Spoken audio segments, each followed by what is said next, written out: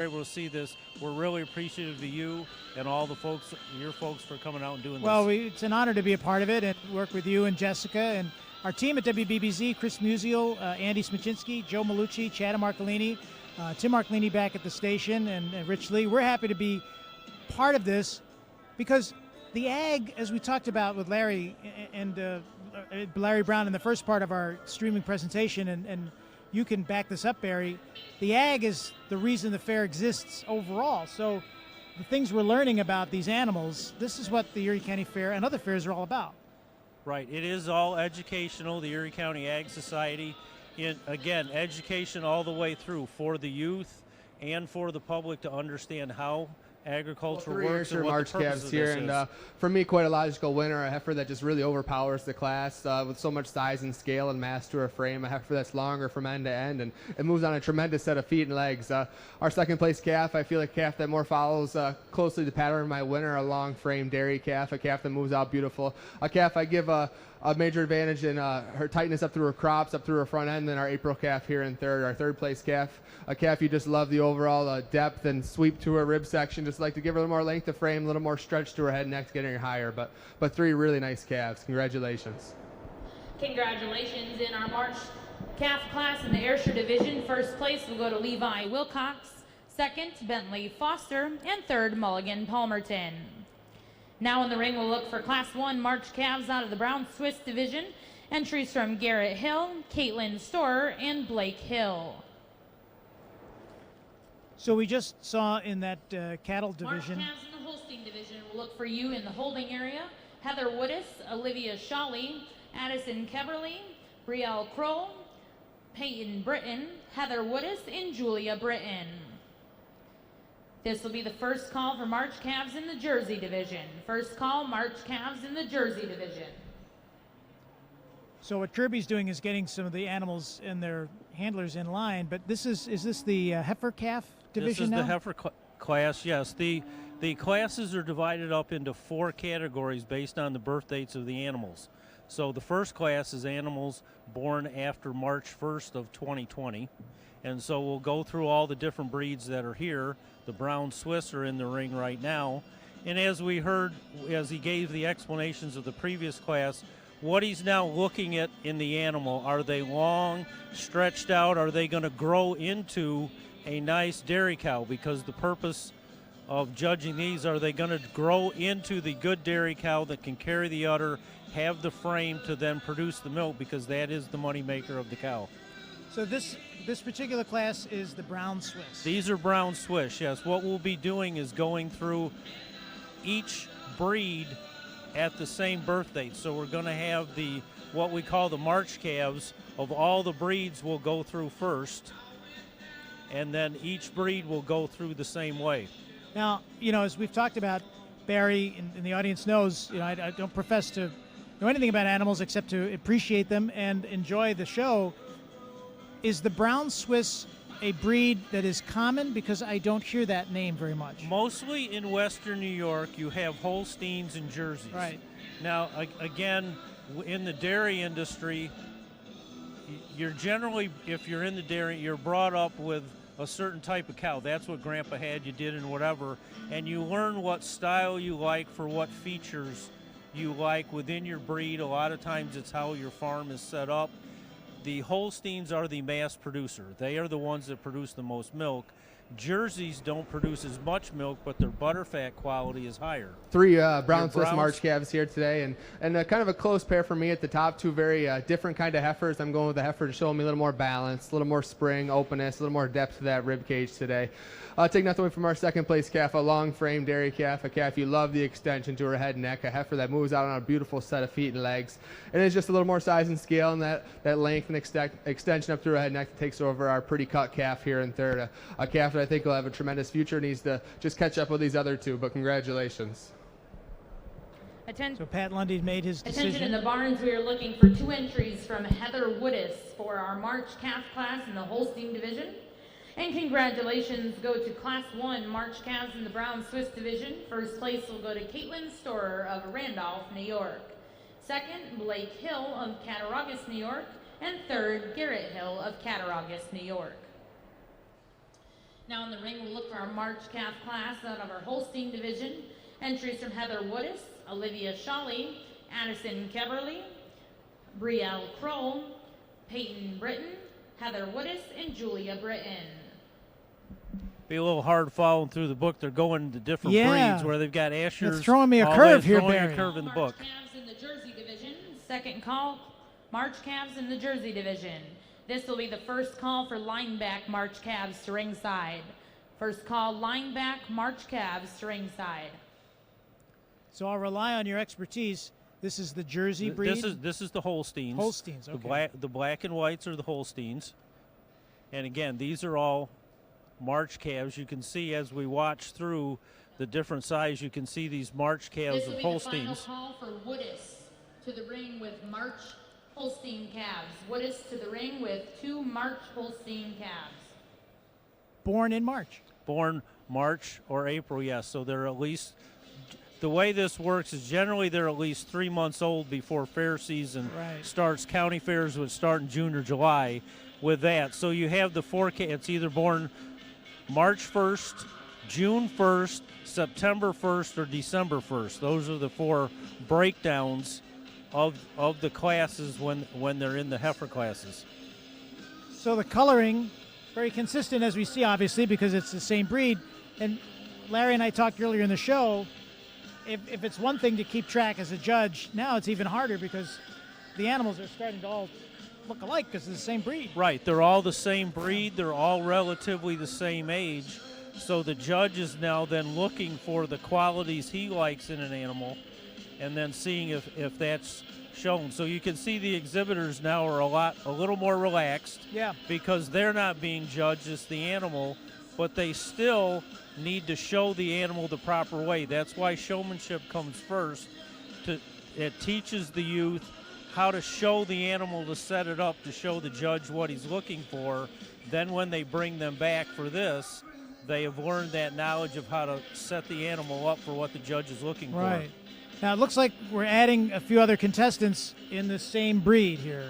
Am I right, or are they? Yes, there are some late arrivals because, again, the youth are in the various barns around here. If they had to go back, take an animal back, pick one up, and come back again, it takes a minute to get everybody in the ring. Yeah, and that's tough because you're coming in just a little late to the game, but not too much, but at the same time, you want to be able to be calm, cool, and collected, and your animal as well. Right, and that's why, again, the judge will generally, with a class this size, you watch, he'll let them go around the ring all the way at least once, so he has time to look at everything, have an idea, then he goes back down and narrows down his choices for what he's looking for. And we were talking with Larry earlier about his background. Tell me about your background here at the fair and how it connects with ag. My background goes way back. My children have been showing cows here at the Erie County Fair for almost 20 years.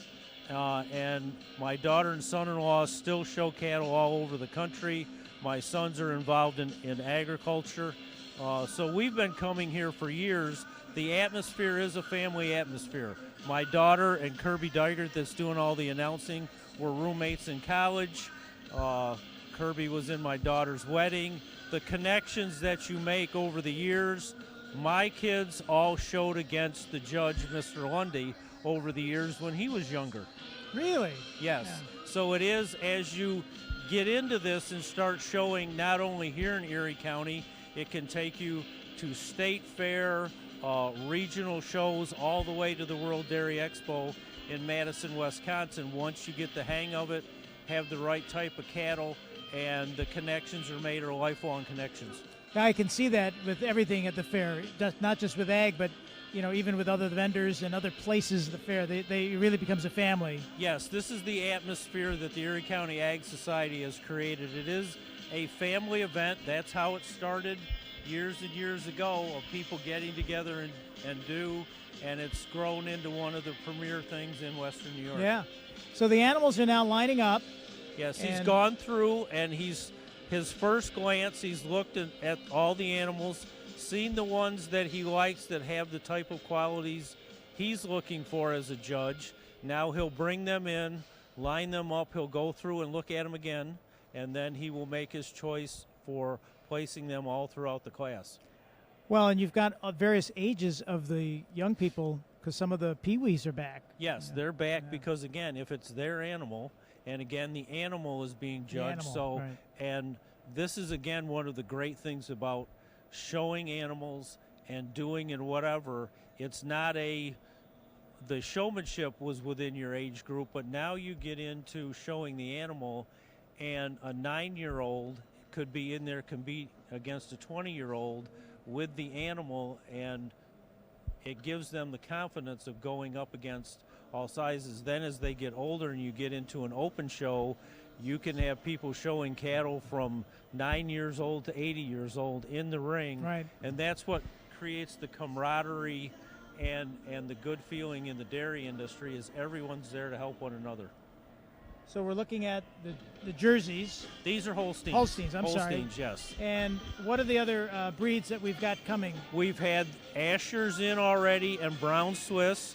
We've got the Holsteins, and then there will be a couple. Their linebacks is a breed. Linebacks, I see yes. the linebacks are coming in. They look like they're big. Those like are linebackers. big, beefier type of animals and like that. And again, it turns into your own dairy as to your setup, your stall sizes, and whatever as to what type of breed you like to work with. Well, we'll hang with this until we get a winner announcement, because I don't want to screw up the breaks, because I want to make sure we hear who the winners are. It was interesting to meet the winners in the last category when I was over talking to the young ladies. You know, they have their names for their animals. You know, Yes. Snaps was one of the names. And again, as the youth work with their animals, and again, like any other type of training an animal, whatever, they recognize a name, voice inflection, and whatever. That helps create the calmness of the animal. They've worked with them so that when you bring the animal in, there's music playing, there's people all over, whatever, and you see how calm and well controlled these animals are. And if you take the young lady that's coming through there, if she's 7 maybe, I or was just whatever, going to say, the little one there, she's in complete control. She's got an animal under control that's twice her size, but still is able to control it under that.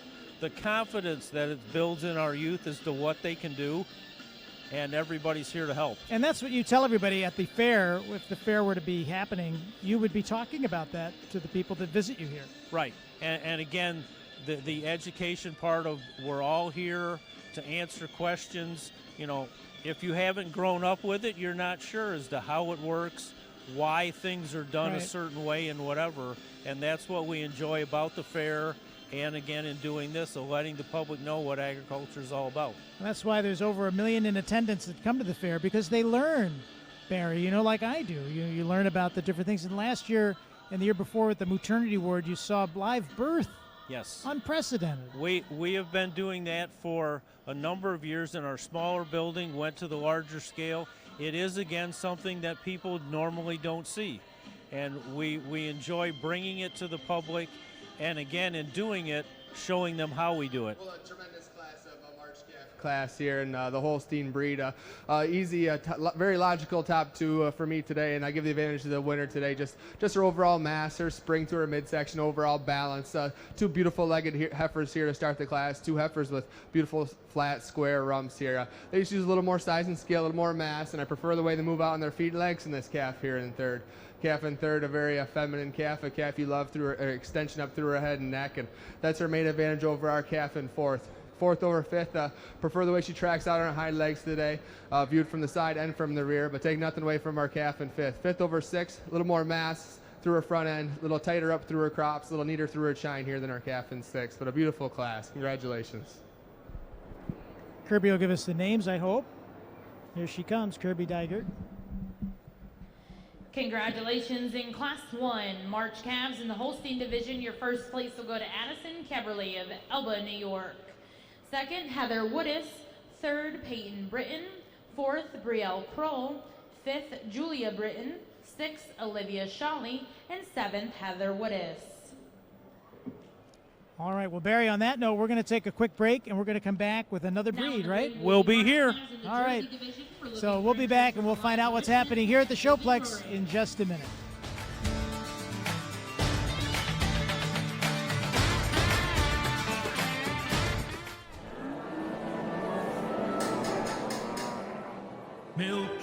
cheese and yogurt make me sing every day, 'cause milk is amazing. Drink milk to grow up with strong bones. 3 times a day, vitamin D and calcium. So drink it with chocolate, put it on your pizza. How about berries? It's always a treat. Milk is amazing.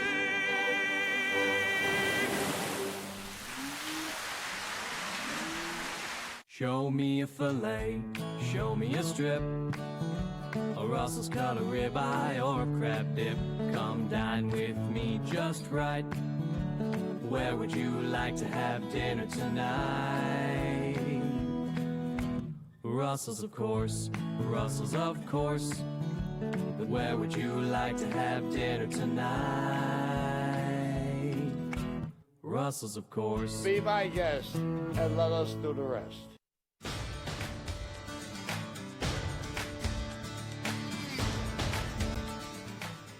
We're back at the Western New York Youth and Ag Bonanza.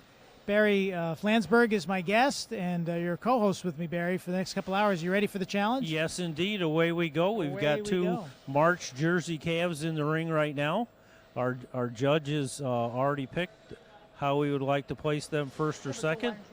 And again, our breed class is going to move right along here because the classes aren't as big. He's looking at the conformation of the animals as they walk around. Looks like a smaller breed. Jerseys are smaller in size, but the butterfat quality of their milk is greater. Jersey milk goes in a lot of cottage cheese and cheeses and like that. And again, it all depends the size of your barn. A lot of milk parlors are set up smaller for jerseys versus Holstein. Here's our judge, Mr. Lundy. 2 calves here in our Jersey March calves. For me, 2 different kind of calves, but I give the advantage to this first place calf in her rump structure, a little stronger through her loin. I prefer the slope from hooks to pins, and a little more extension and femininity up through her head and neck than this real massive calf coming out here in second. 2 beautiful calves, though. Congratulations. Congratulations in the Jersey division. First place will go to Haley Roaring, and second to Elijah Richmond. Now in the ring, we'll look for Class 1 March calves in the lineback division, an entry from Jillian Brewer and Wesley Richmond. And here's a breed that most people don't see. Red and white March calves, please make your way to ringside. They're linebacks, which is a cross between with the Holstein and more of a beefy type animal. These are a little bigger. You can see as a March calf how much bigger these are than the jerseys that came in. And again, it turns into a preference of your farm, is what you like. Yeah. As to what you've grown up with, what you learned and whatever, and it all becomes just what works for you in the show cattle ring. Well, I guess my next question, again, being new and novice, how did the breeds get their names? Like the jerseys, are we from Wildwood, New Jersey? Where did they come from? Well, most animals came from Europe. The Irish for jerseys, Holsteins came from Germany. They all came over this way. Cows are not native to North America. So at which point they all came over. So linebacks and the different breeds are a cross over time from animals. But yes, all dairy cows trace back to Europe. How about that? So there they are, coming to us generations ago. Here's a quick choice. 2 lineback spring calves here, but quite a logical placing in my mind. A calf with just so much more size and scale, length of frame, showing me a lot more width and mass and drop and spring to a rib here today than the second place calf. But 2 beautiful calves. Congratulations. Kirby will tell us who they are. Congratulations in Class 1 March calves of our lineback division. First place will go to Wesley Richmond of North Collins, New York, and second to Jillian Brewer of Oakfield, New York. I can't help but align the lineback with, like, you think of a football player big as a linebacker. Big, yes, and as a little later when there's a couple bigger ones come in. Now in the ring will be March calves in the red and white division. Be looking for entries from Chloe and Claire Lamb, Tyler Crow, and Peyton Bennett. And here we go. These are the red and white. We'll look for March calves in our grade division. So these are red and white Holsteins. So these are the Holstein breed with true red breeding all the way through, so they turn out red and white. And is that the genetic of the animal that creates the color? Right. Yeah. Right, by breeding and everything. As we explain to people, the breeding of the cows is similar to, if you have mom and dad have blue eyes, the chances of a blue-eyed child and whatever, the breeding in your dairy animal is the same way. So when you're taking, in the dairy industry, you're looking at your cow, how it turns out. If you like it, then you try to breed back that cow to either improve the deficiencies or improve the good qualities that it has. This is one of the reasons that dairy cattle judging was created in the first place, for people to get out and show off the animals they have. And you say, gee, I really like that animal. Are you interested in selling it or breeding it? This will be the second call for Class 1 March calves in our grade division. We're looking for Aubrey Gerhardt to the ring. Aubrey Gerhardt, we are looking for you to the ring. And this is similar in all breeds of animals. You're breeding to improve the quality. You bring it to a show, you listen to the judge to see what improvements do you need to make. If you hear somebody else is here with a cow you really like, you talk to them, how do I breed back and forth with your animal, and like that too. You're all the while trying to improve the quality of your animal. Interesting. So the breeding and the actual animal itself, what if there's a crossbreeding between a lineback and a Holstein? Well, in today's dairy industry where you're watching and doing this every day, yes, years ago that would happen when you just turned your dairy herd out in the field with the bull and you never knew what happened. Nowadays, the dairy industry is so complex that you are literally tracing the animal. They're all in their same areas. You very rarely have bulls mixed in anymore, just for safety reasons. Interesting. Okay. So you're breeding through an artificial insemination. Tremendous red and white spring calves here. I think all three could stand a lot of competition, to be honest. Our first place calf, a calf you love her, straightness of lines, a calf with so much femininity up through her head, neck, and those are the two main advantages that take her over our calf in second. Calf in second, a real massive calf, a calf you love her overall width of chest, her drop and mass to her rib section, a heifer that moves out on a beautiful set of feet and legs. Taking nothing away from our third place calf, a super square cut straight line calf, a calf that could win a lot of shows, I think. And when she catches up with these other two in front of her, this whole class might be different. But three tremendous calves. Congratulations. I noticed he said femininity. Congratulations. In Class 1 March calves in our red and white division, first place will go to Peyton Bennett of Arcade, New York. Second, Chloe and Claire Lamb of Oakfield, New York. And third to Tyler Kroll of South Dayton, New York. Now in the ring will be our final March calf class out of the grade division, a single entry from Aubrey Gerhardt. And what we have here is an animal that's not a registered animal, but it is eligible to this show will be again. The first call for Class 2 intermediate calves ringside. Because youth, Class 2 intermediates in the brown Swiss division, we are looking for you ringside. I noticed he mentioned femininity, which I thought was kind of interesting. One grade spring calf here today, but a beautiful calf, a calf that moves on a tremendous set of feet and legs, a calf you love her. Her slope from hooks to pins, a calf with a beautiful femininity throughout. Congratulations. I guess maybe the graciousness of the animal. The way it moves. Congratulations in our March calf class in our grade division. First place will go to Aubrey Gerhardt of East Aurora, New York. Because again, this is dairy, where you're looking to now in the ring, we're going to look for Class 2 intermediate calves. We're looking for Blake Hill, Madden Palmerton, and Vince Pasquerella to the ring. This will be your intermediate calf class out of our brown Swiss division. We will be looking for all intermediate calves from all breeds to ringside. Yeah, Kirby and I will be in competition all afternoon through this show because, as I said, it moves pretty fast. Second call, we need Vince Pasquerella to the ring. And that's how it is. You know, we're live streaming. It's a live event, Barry, and we're kind of going with the flow. Class 2 intermediate calves out of the Holstein division. We are looking for you ringside. Heather Woodis, Addison Shawley, Olivia Petrie, Amelia Brewer, Mary Sweeney. And we have to be respectful. Scott Zeleneski, Hayden Ayers, Peyton Bennett, and Chloe and Claire Lamb. Intermediate calves in the Holstein division, make your way to ringside. This will be the final call, Vince Pasquerella, with your intermediate calf out of the brown Swiss division. Because they're spacing all of these various animals and the contestants out because of the COVID situation. We want to make sure everybody's spaced out. Spaced out. They have to go back to the barns. If they had an animal in the first class of the March calves and they showed it, have to go back and get their next one, takes them a minute to go back, get it, and whatever. That's where, again, with the situation here, usually at fair time, if you're showing 3 animals, you're probably here with 7 people because you need that many hands running back and forth.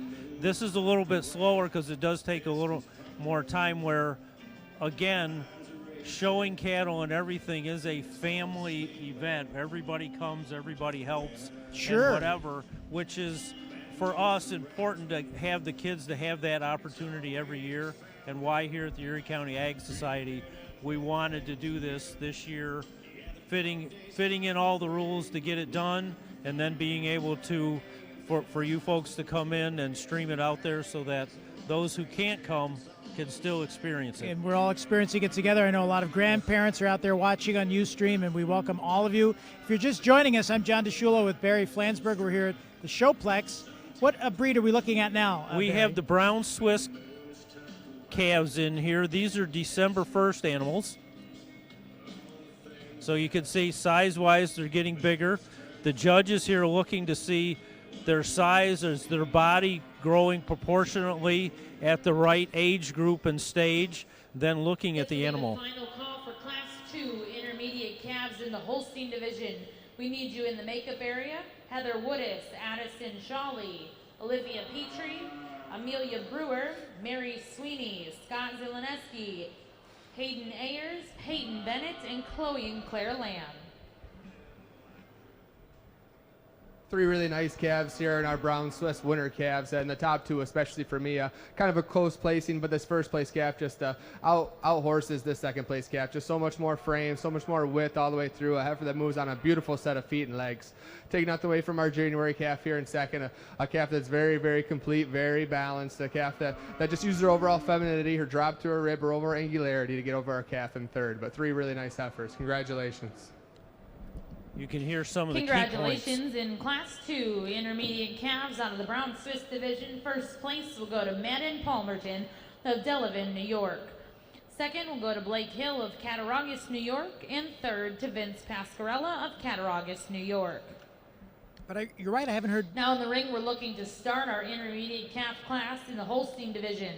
Holstein intermediate calves, we need you ringside. Heather Woodis, Addison Shawley, Olivia Petrie, Amelia Brewer, Mary Sweeney, Scott Zeleneski, Hayden Ayers, Peyton Bennett, and Chloe and Claire Lamb. Yeah, you can see when he's describing, he's looking, is the Intermediate calves animal in the growing, Jersey division. Please make your way to ringside. getting ready to be that dairy cow. Calves, please make your way to ringside. I haven't heard too much mooing. No, again, when you work with your animal all the time, they're comfortable, they're not upset, they're calm. There's no distress in the animal. Again, one of the things you're teaching the kids in raising the animals and like that, getting ready to show, are all these different things. They work with the animal every day. They're calm, they're used to this, so that, when you're out in public and doing this or whatever, the animal is completely under control. You generally start picking out your show animal shortly after it's born. Really? Early? That early, because again, we saw they started as March calves. So again, a lot of times if you've got, these are December calves here being shown for the first time because they were born in December, a lot of the youth try to get a March or December calf. It will be able to show as a heifer for 2 years at the fair before it becomes a cow. Once you get one that you like, work with it or whatever, and the cows adjust to coming to the fair and doing everything, then that's the one I want to work with a lot. You bring them more than once. So you may start with a March calf this year. Next year, it's now a year older, still showing as a heifer. You bring it back again. Then it has a calf. Now it's a cow. That animal may come to the Erie County Fair 3 or 4 years in a row. By the second year of understanding all that's going on, these animals get a mentality and they go, hey, I'm getting worked with in a bath and I get my own place to lay down and all the other animals So are. they Literally get trained. They get a disposition to where they really like it. Right. And so the youth, and again, that's one of the things in working with it, the youth that are working with their animals, they get figuring out which animals are the best to do this. So you may come to the Erie County Fair and say bring 4 or 5 animals. 1 or 2 of them are really good and do a great job. Here, that may be the one you then might want to take on to State Fair. Right. And the regional shows, there's one in Pennsylvania, Massachusetts. You can literally go all over the country showing your animal that puts your name, that breed and bloodline out there for other exhibitors to see, that creates the extra value in that animal. Well, we have a lot of animals right now Yes. in this particular breed. Yes, again, we're into the Holsteins. Again, the Holsteins are the dominant breed of dairy cow in western New York. So, yes, there's a lot of them. Again, in the dairy, the Holstein is the big milk producer. So Holsteins are the dominant breed in western New York. And we had talked earlier with Larry about, the milking time for the Holstein. So these cows, some of them are ready to be milked. So No, these are all heifers that haven't even had a calf yet. Oh, they haven't. All yet. right. Okay. Your dairy animal, it's 2 years before it has its first calf. Okay. A heifer has to be bred and have a calf to become a cow and start milking. Before it milks. Okay. And that's why, again, in the dairy industry, literally between the gestation period of roughly 280 days and then 2 years before they actually give milk, you literally have 3 years invested in this animal before it starts producing milk and returning income back to your dairy farmer. So as a heifer, as it's growing, its role is to just continue to grow. To continue to grow into the right shape and style to be ready to be bred, and that's what the judge is looking at now, is the configuration, the legs, the width of the animal, the rib cage. Does it look big enough to where it's going to grow into having the system that can digest the food, turn it into milk, and then have a frame that will carry the udder for production. So a small animal that's not really growing may not be able to handle a large udder producing milk. So he's looking for all those qualities in this animal, saying this is the one that looks like it'll grow the best into a working milking cow. So out of the calves that are born and grow, with the same, like if there's siblings among the calves, will one grow to be a little bit better than another? I mean, is there, yes. is there I mean, again, survival of the fittest kind of thing? It is genetics as to how you grow. Feed, taking care of it, and whatever. Your hope is the animal, they all grow about the same pace, things or whatever, but every once in a while there's a real special one that turns into the best. That's what you want. That's what you're out here showing and trying to find out. Right. Is this the type of animal that will turn into something special? Because again, with the genetics and the breeding, nowadays most of the genetics is done by artificial insemination. Right, you mentioned that. So the natural process of breeding is even now controlled. Yes, you can create embryos from your cattle and plant them in and whatever. These are all things that are done. This will be the first call for Class 2 intermediate heifer calves in the red and white division. Red and white intermediate calves, make your way to ringside. This has been done for years in the dairy industry, in the cattle industry, artificial insemination, embryos, flushing, and creating where you're trying to always create the best animal for the best production purposes and like that. So over time, there's a lot of things that are done by humans now that you think about, artificial insemination, whatever. The roots of a lot of this came from the agricultural industry. Interesting. Of doing it with the animals. To get the best possible. You're animal, always trying to improve milk. your breed, yes. Yep.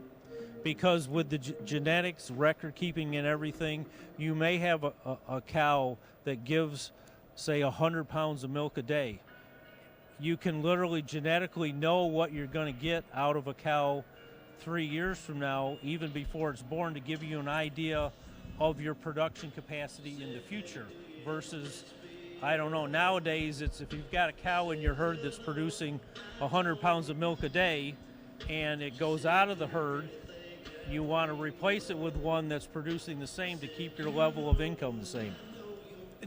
It's so much more than anybody would have ever imagined coming from my perspective, where you think, well, you milk the cow and milk it a few times a day and move on, but the genetics, the timing, the growth process, it's a lot. It is very elaborate, and as we encourage the youth to be involved or whatever, there's a lot of opportunities in agriculture. People think, oh, I don't want to milk a cow or do it. Well, no, there's a whole lot more to agriculture than just that, but all the parts go in together where in the dairy herds, every animal, if they get a chance to take a close-up of their heads, each one has a tag in it with a number. I noticed They're all that traced in the ear. Yeah. So that it stays in there. Every animal is traced. You can tell exactly when they were born, what their growth spurts, then the groups stay together. When they are actually milking animal, every animal is tracked daily as to how much milk they give, and you can tell where they are. We laugh that now as society learning how to social distance, contact tracing and everything like that, all those things have all been in agriculture for years. Right, because you're going to lose track of the animal. Right. Because they do all look alike. They all look alike. If they're in a barn with 100 of them, 100 black and white animals, well, who's who? They all have an ear tag. They're all traceable.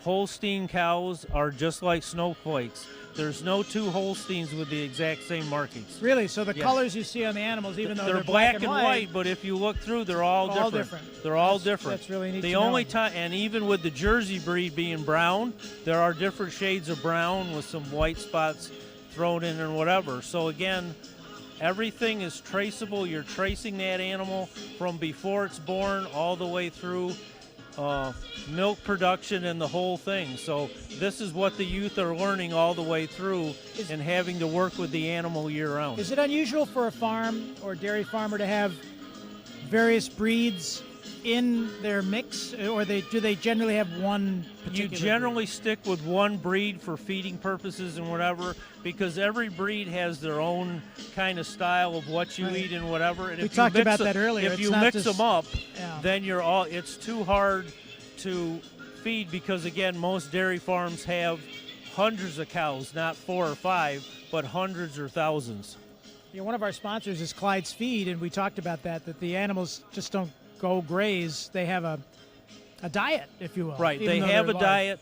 Clyde's Feeds is like a dietitian. You don't go to Clyde's Feeds and say, give me a bag of feed. Yeah. No, there are different types, styles, ages, and the whole thing. Let's see what Judge Lundy says about this class. Well, a beautiful class of Holstein December calves here, and starting with a calf for me, just a complete package type of calf. A calf that's not the biggest calf in the class, but a calf that's so hard topped, a calf that moves out beautifully, has so much mass and spring and depth to her rib structure, a calf with adequate mass up through her front end too. I give her an advantage back through her loin structure. I prefer the way her loin a little stronger back through, her slope from her hooks to pins, a calf that's a little cleaner down through her hock than this real balanced calf coming in second. Second over third on the feet and legs for me today, a calf that just moves a little easier than this big strapping white calf here in third. Third over fourth, just on overall size and scale and mass, just more calf all the way through. Fourth over fifth, I give her an extreme advantage up through the front end. I like the way her shoulder blends into her neck and a little more width through her chest in this real pretty calf here in fifth. But a really nice class all the way down the line. Congratulations. We'll hear who everybody is. Congratulations in Class 2 Intermediate Calves in your Holstein division. First place will go to Mary Sweeney of Bergen, New York. Second, Chloe and Claire Lamb. Third, Peyton Bennett. Fourth, Heather Woodis. Fifth, Hayden Ayers. Sixth, Addison Shotley. Seventh, Scott Zielinski. Eighth, Amelia Brewer. And ninth, Olivia Petrie. You hear some of the same names because they've been here all day. Now in the ring is Intermediate Calves in your Jersey division. Entries from Heather Woodis, Kendall Herman, and Jillian Bond. You're right, John. And again, you heard the winner in that class was Mary Sweeney from Bergen, New York. Mary has shown cattle all over the country. Red and white intermediate calves, this is your final call to ringside. So we got the jerseys back. The jersey's back, and now we're First call to ringside, grade intermediate calves. Brianna Cottrell, Markenna Kephart, and Jocelyn Mesh. Please make your way to ringside. Yep, we're in the intermediate class category where the calves were all born between December 1st of 2019 and February 29th of 2020. So even though the breed is the same, it's a different class based on the age of the animal. Yes. Okay. So we'll go through the age categories in each category. So we had the Holsteins, now we have the jerseys at that category. It'll jump back and forth because maybe there aren't any exhibitors in Brown Swiss that brought any that age. Right. So there won't be that class, which is why we go through and do the age categories and then go from there. You seem to have a good handle on this, Barry, on your program. Yeah, I'm not guide. even looking at again, John, here's one of those, when you've done this long enough, there's a pattern to every dairy show, and depending on how it's set up and what they're doing. So it's all in the age categories. You start to learn there are only 4 dates to remember: March 1st, June 1st, September 1st, and December 1st. Is that the average when an average calf is born? No. I mean, it seemed like it would be a year-long process. Yeah, here's right? Judge Lundy with these. Yeah. That's fast. Well, 3 calves here in our Jersey December calf class, and 3 different type of calves. But for me, a logical winner, a heifer that's just very straight in her lines. After that moves out, I give the advantage in her rear legs over our second place calf. Our second place calf, a real long framed angular dairy calf, a calf that's very striking. Just like to change the way she moves here today to get her above our first place calf. Second over third is on her overall dairy, and that's her femininity, her length up through her head and neck, her length back through her rump structure. But 3 really nice calves. Congratulations. So there's no mating season for the animals. Congratulations in Class 2 intermediate calves in our Jersey division. First place will go to Jillian Bond, second Kendall Herman, and third Heather Woodis. Yeah, if you have a large dairy, you're breeding all the time, having calves Now in the born ring all will be the time. December calves in your red and white division. Entries from Heather Woodis, Autumn Gregory, Scott Zeleneski, Jacob Sears, Peyton Bennett, and Luke Often. And here we're back to the Intermediate calves in your grade division, we're looking for Brianna Cottrell, Markenna Kephart, and Jocelyn Mesh. and there's the difference. If you're showing animals, you can breed for the certain dates, knowing the gestation period when to breed. Okay. So if you, in most dairies, you have the commercial side, so to speak, of your dairy where you're just breeding the animals when it's time to breed. This will be the first call for all fall calves. Class 3 fall calves will look for you to ringside. But if The Ayrshire you division will be show, looking for Mulligan Palmerton and Danielle West. you then breed for showing, to where you're trying to get your animal born the first few days in March, the first few days in June. If you have, and there's where over time as you're doing it, you've got the cow that turned into a pretty good show cow. All right, let's try to breed her back, get a heifer, and have it born March 1st or 2nd or Right. 3rd. So then you're literally the training, doing of the animal. You know what you want, who you want it from, breeding accordingly with what you need. You've been showing this cow maybe for 3-4 years, and you keep hearing from the judge, needs a little more width in its udder or something. So then you try to breed that cow with a bull that has that feature of doing a breeding in your cow to help improve.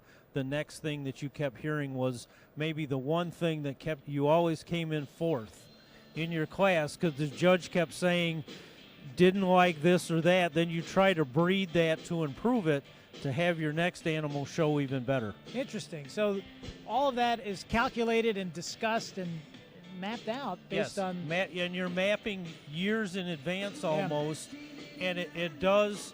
Again, why we encourage the youth and they get involved in agriculture and whatever.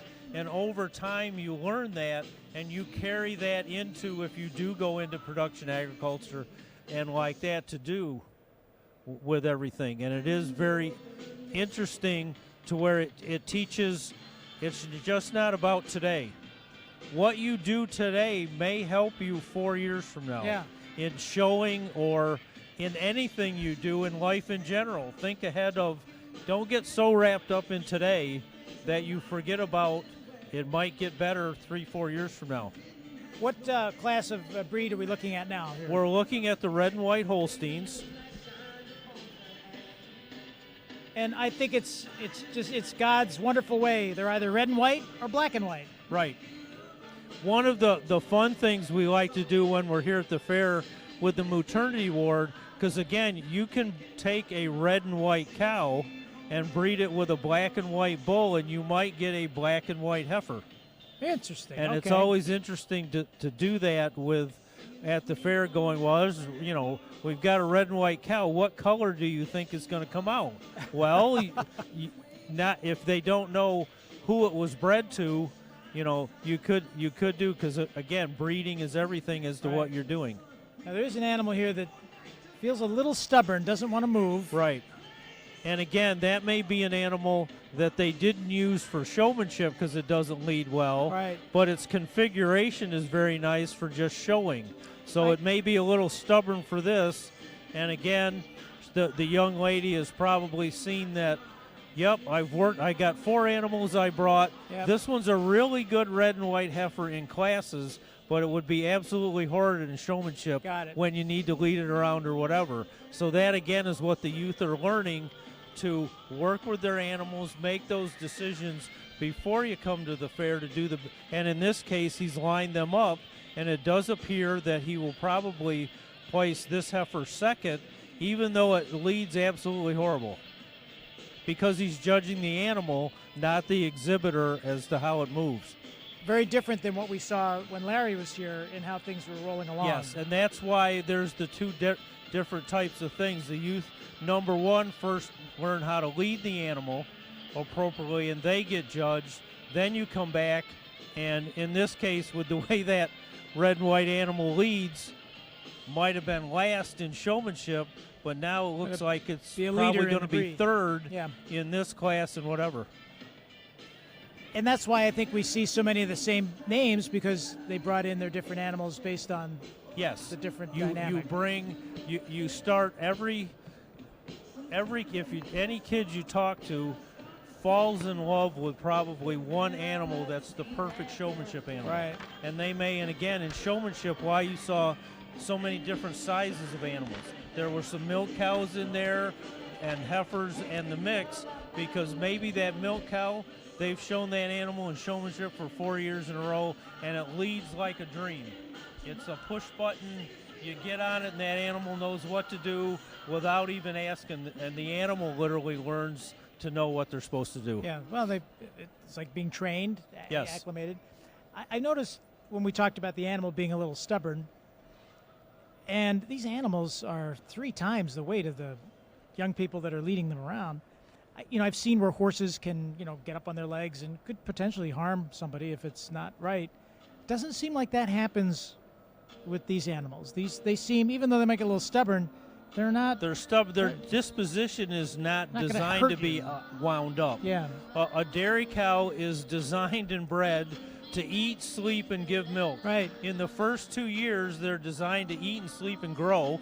After that, they eat, sleep, and give milk. So their natural disposition is not a wound-up animal. They're pretty chilled animal and whatever, which again makes showing dairy cattle a very good thing for youth to do, because they do have most farms, if your kids show and get used to it, a lot of times you try to get that kid out there playing with that calf the day it was born, because it makes that connection. You're doing the talking and whatever, and that disposition of that animal. You can see the one just laid down. It's the first animal that's laid down. Yes.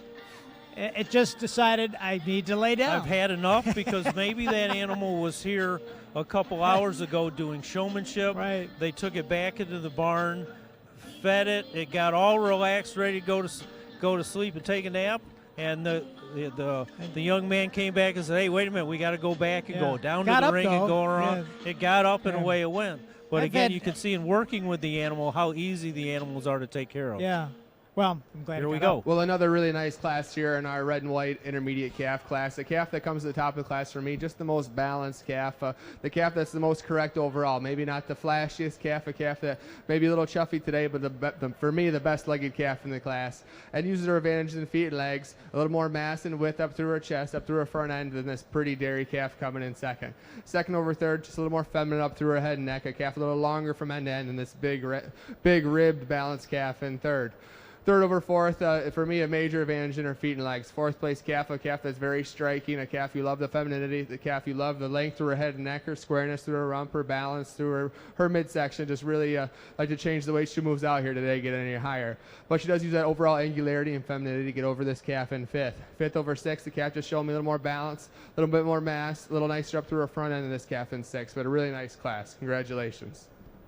Congratulations in Class 2 Intermediate Calves. First place will go to Heather Woodis of DeWittville, New York. Second to Jacob Sears of Faulkner, New York. Third, Autumn Gregory.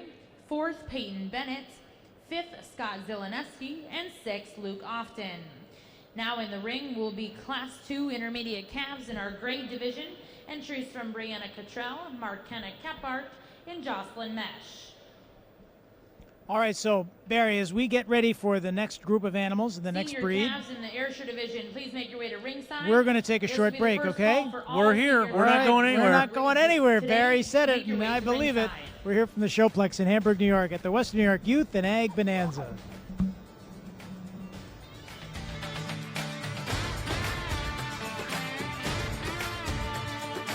Milk size 3 is good for me. Milk size 3 is good for me. Milk size 3 is good for me. Milk size 3 is good for me. Milk size 3 is good for me. Milk size 3 is good for me. Strong bones. Healthy bodies. Tastes great. Milk with chocolate, yogurt, cheese. Make me healthy, stronger, please. Milk size 3 is good for me. Milk size 3 is good for me. Milk size 3 is good for me. The Erie County Fairgrounds in Hamburg, New York. One of the Northeast's premier agriculture and entertainment destinations. Home to the Erie County Fair, the Fairgrounds Event Center, Buffalo Raceway, Hamburg Gaming, and host to nationally recognized livestock, ag industry shows, and award-winning ag education programs. Annually, the state-of-the-art Agriculture Discovery Center and Showplex buildings attract thousands of participants and their livestock for events like the Empire State Beef Classic, the Spring Dairy Preview, and the National Junior Swine Association Eastern Regional Hog Show. Located near Buffalo and the U.S.-Canadian border, the Erie County Fairgrounds is a convenient drive from points across the East. Where competitors and champions grow, we'll see you soon at the Erie County Fairgrounds in Hamburg, New York.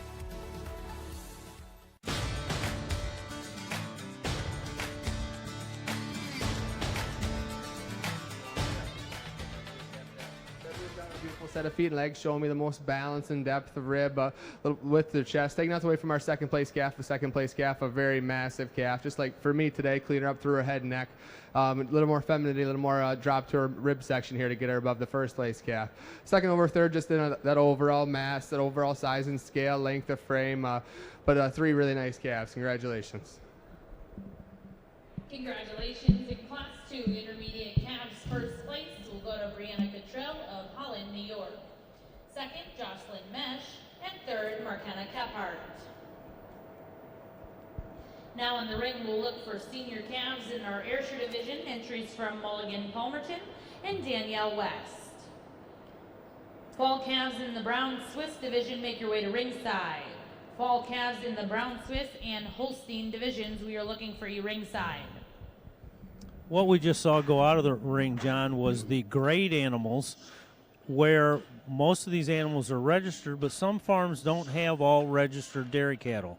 So at which point to not give the youth who don't have registered cattle, to give them the opportunity to show. There is their own special class to bring their grade animals to show, so they get the experience of showing in the shows, and then hopefully maybe they will go out and talk to their parents into getting a registered animal and starting their own registered herd to then come and show, because most shows throughout the country are registered animal Right. shows. So when you say grade animal, what does that mean? That means it's not registered with a bloodline, I see. an official bloodline. It could be a crossbreed. It of could be a several cross things. between something, or just maybe that dairy has never done that, still does good breeding and whatever, but just not done it in the registered animals. Most people understand when you watch the Westminster Dog Show and all the fancy registered breeds and all. Dairy cattle, they're the exact same way. So at which point, great animals are the ones that don't have the registration papers and lines, but we like to make sure the youth that have the great animals still get a chance to participate. Right. The dog shows are fun, but this is more fun, Barry, I think.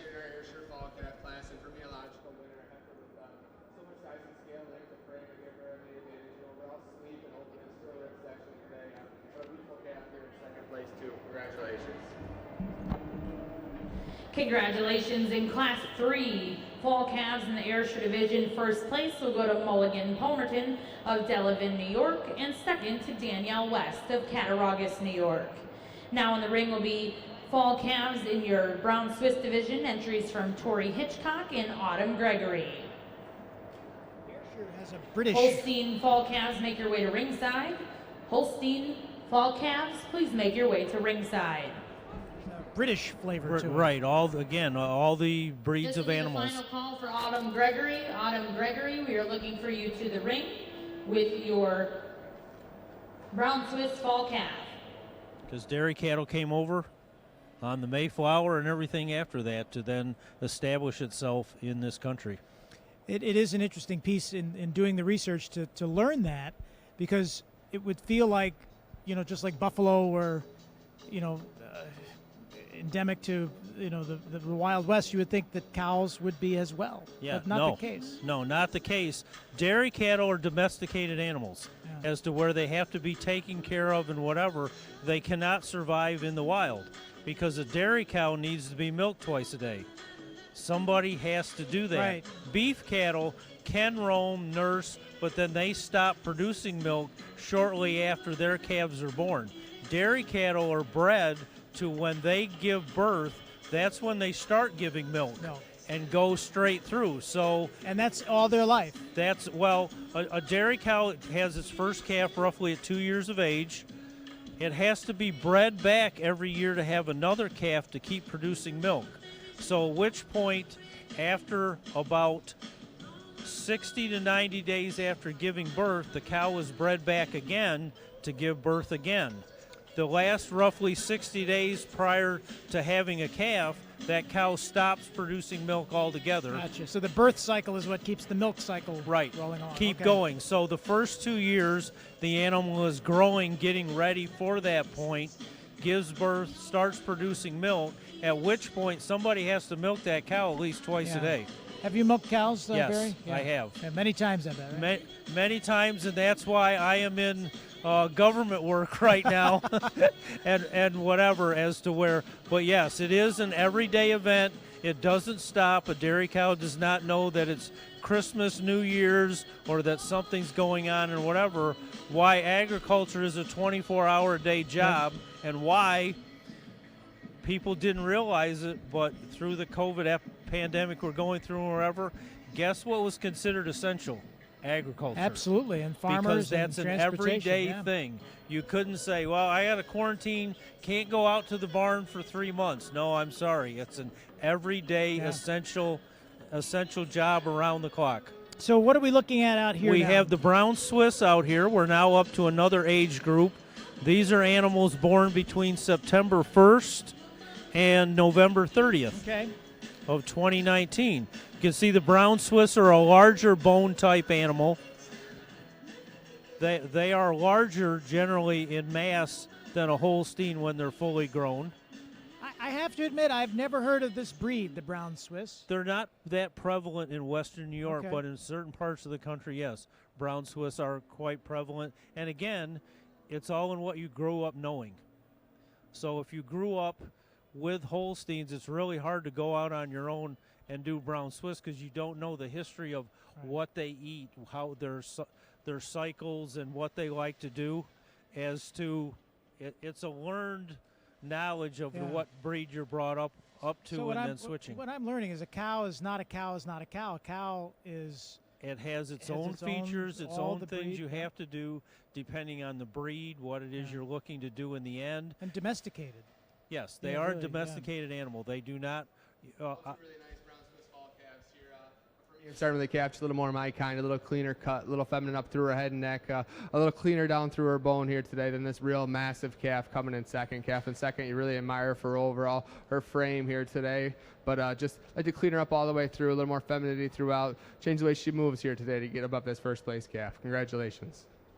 Congratulations in Class 3 fall calves. First place will go to Tori Hitchcock of Randolph, New York, and second, Autumn Gregory of Forestville, New York. Now in the ring will be fall calves out of your Holstein division. Entries from Peyton Bennett, Hayden Ayers, Ian Keverly, and Allison Gable. And again, you heard when he was discussing the brown Swiss, This will be you the heard that first massive. Fall calves in the Jersey division. Fall calves in your Jersey division, please be making your way to ringside. He used that massive terminology and the femininity. Yeah. Meaning the one in second place was bigger, Yes. bigger, massive, and whatever, but the one he picked to win the class had more of the femininity features that would work into a good milking dairy cow. Because again, you don't want a fat dairy cow. You want the dairy cow to eat, take everything it's eating, and turn it into milk. So if you have a massively fat dairy cow, it means it's not digesting its food and turning it into milk. It's turning it into fat and whatever, and that's what a beef cow is. A beef cow is bred to eat and turn it into beef. A dairy cow is bred to have that femininity of being long, the bone structure and everything that shows they're eating and turning it into milk. So if Russell Salvatore were here, he'd like the beef. Russell Salvatore would want to come tomorrow during the beef show, Okay. but not the dairy show. And I noticed in the dairy show, Larry and I talked about this in the last part of this earlier, the lean, like you were talking about, is to see the ribs Yes. is a good thing. And I was reading about these animals, and I thought, well, wouldn't that indicate that the animal's underfed? But not the case. No, not the case. You want to see their rib and bone structure to see that it has the bone structure to carry the udder once it starts producing milk, and it has that solid bone structure to do that. And as a heifer at this stage, that they are eating and turning, their energy is going into improving the better parts of this cow, which is its legs, its feet, and it's massive as he talks about width and length. He wants to see that animal stretching out, growing tall so that udder will hang properly, produce well, and not be an issue with the cow. You don't want the cow to end up having an udder bigger than its bone structure Yeah. would carry. Now you have a cow that doesn't move well, as he talked about moving with its legs and feet, because it's got to be able to stand and eat, walk to lay down and rest, and stand up and then walk to the milking parlor to Yeah. get milk. So feet and legs are important to that dairy cow, and the bottom half is the production part, the top half is the bone structure that carries it. Well, and when you look at the legs of the animal, they look pretty thin, but they're carrying a lot of weight. So when that animal rests and lays down, it takes a lot of effort to get back up again. Right, so he wants to see the strength, and that's why too with these dairy cows, they're all shaved and cleaned and whatever, so the judge can see all those things. They don't. That's why they're shaved and cleaned right down, so he can see all that bone structure right away. That's a tough job to keep the animal clean, no matter what the animal. Yes, and again, there's the makeup of your dairy, how your animals move from spot to spot, and why it is a 24-hour-a-day job to keep them clean and healthy, which, we're doing all the time. Larry and I talked earlier about the fact that today's a really nice day here at the Showplex in Hamburg, New York. And if you're watching us from across the country, we're in Western New York at the fairgrounds in Hamburg in the Showplex. And you see all the doors are open and all the air is coming through. But it's a wonderfully cool experience in here. But those animals, if it gets hot, I would think would not be happy. Yes, stress on an animal with the heat is just like humans. There's a range in which a dairy cow is very comfortable. It's usually in the 60 to 70 degree range of weather. So we have air constantly moving to keep the temperature and everything moving to keep them cool. Here at the shows, again, they're all shaved. There's no excess hair or whatever. If you're, again, fair time when you're here walking around looking at the animals, there's always fans going. We have fans in the ceilings, all the while moving air. Moving air. Moving air to And keep it comfortable. talk to me about the difference in seasons. I mean, it's obviously summer, and this is fair season, if you will. In the wintertime, animals are producing. It could be 3 degrees outside. Are they impacted by the weather at all? And the conditions in the winter can be pretty significant. Well, again, with the dairy industry, you see a lot of farms. The animals are in confined buildings. They generally have what we call curtains that raise and lower. Based on if it's hot, they go up so the air can go through. Wintertime, you lower them, and then again, animals are like humans. If you put 3 animals close together, their body heat will help one another. So if you have 300 cows, you put them in a barn that holds about 300 cows, there's not a lot of open space, so they snuggle, so to speak. When it's cow by cow by cow laying down, their body heat keeps the other ones, and they're also constantly moving because they're getting milk 2 to 3 times a day. So they're up, walking into the milk parlor or whatever.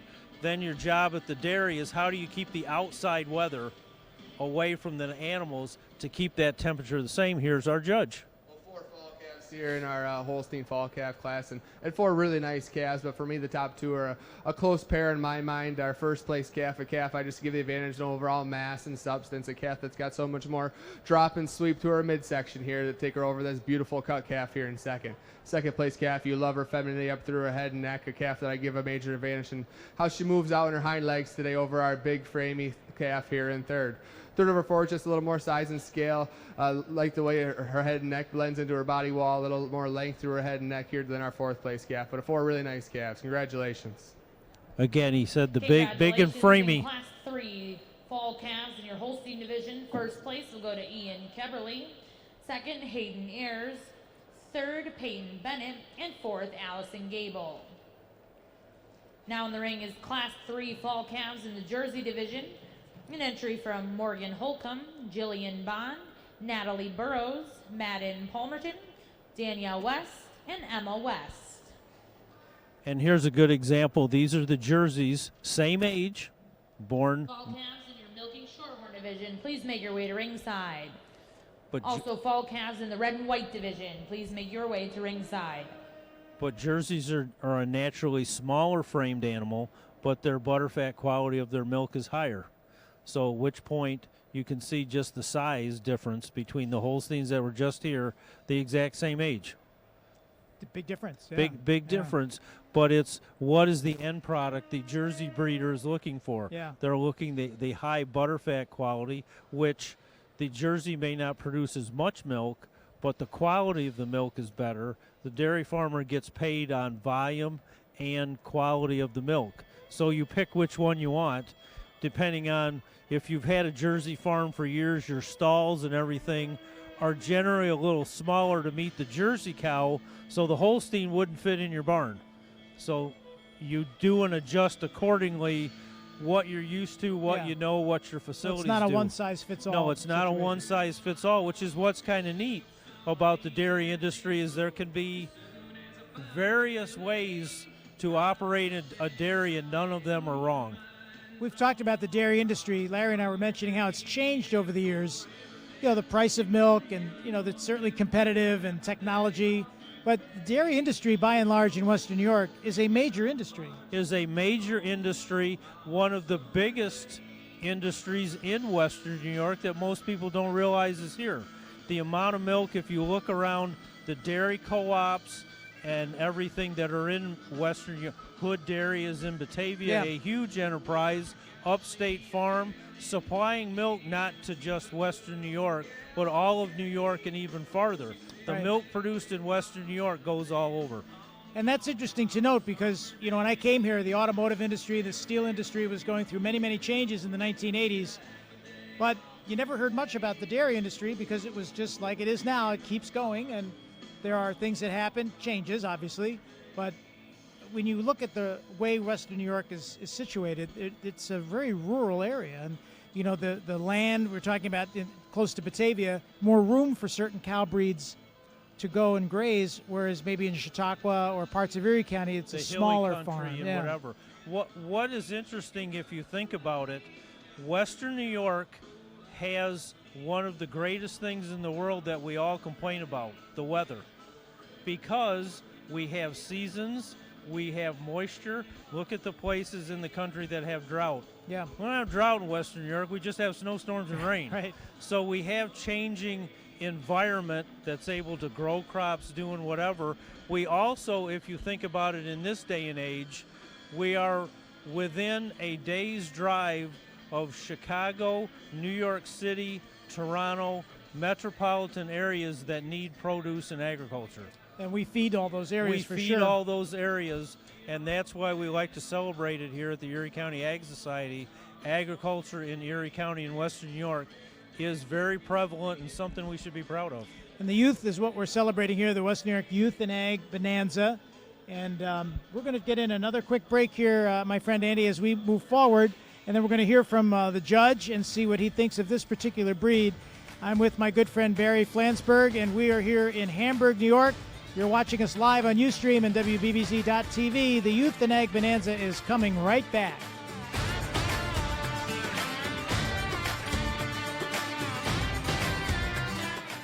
Want the best for your pets? Decide on Clyde's. Most people think their best deal is with online retailers, but I'm always getting the best price at Clyde's Feed and Animal Center. Shop ClydesFeed.com for convenient 1 to 3 day shipping to your doorstep. They've got a great selection of food for every pet, from dogs and cats to horses and chickens, wild birds, and everything in between. You'll find more than food. Shop toys, treats, flea and tick treatment, grooming supplies, vitamins, supplements, and more at Clyde's Feed and ClydesFeed.com.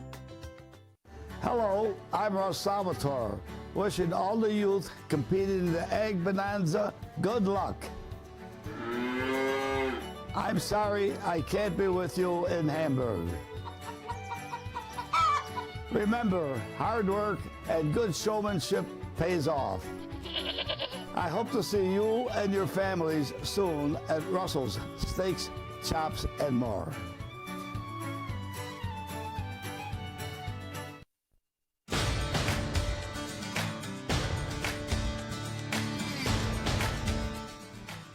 John DeShula with you. Looking at my watch here, it's about 3:10 in the afternoon on a Friday, 3:10 Eastern Time if you're watching us across the country on Ustream. My good friend Barry Flansburgh is here. Chris Musial, our executive producer, general manager. And you know what we're going to do now, Barry? We're going to wipe everything down because it's time to sanitize. It's sanitize time. It is, and you know why? Because we're following strict COVID restrictions. All the way down the line, but for me, quite a handy winner, a calf that really puts it all together. Their overall balance and straightness of lines, she has a major advantage up through the femininity, through her head and neck, and the way she moves out on her feet and legs over a similarly made calf here in second. Second over third, just on that overall mass and scale, that drop and sweep to her midsection. The third place calf, a beautiful long frame dairy calf, a calf that a little more size and scale, a little more width throughout to take over our calf in fourth. Fourth over fifth, just showing me a little more slope from hooks to pins, a little hardness across the top, and our really cut calf here in fifth. Congratulations. Congratulations. In Class 3, Fall Calves in the Jersey Division, first place will go to Madden Palmerton of Delavan, New York. Second, Jillian Bond. Third, Danielle West. Fourth, Natalie Burrows. Fifth, Morgan Holcomb. And sixth, Emma West. Now in the ring is our Fall Calf class out of the Milking Shorthorn Division. After this class will be Fall Calves in the Red and White Division. Grade Fall Calf, please make your way to ringside. Grade Fall Calves, please make your way to ringside. I think this is our first Milking Shorthorn we've had in here. Again, here's another breed that some people like. First I've heard of the Shorthorn breed. Calf here today, but a really nice calf in her own right, a calf that's really straight in her lines, a calf that's really square in her rump structure here today. Congratulations.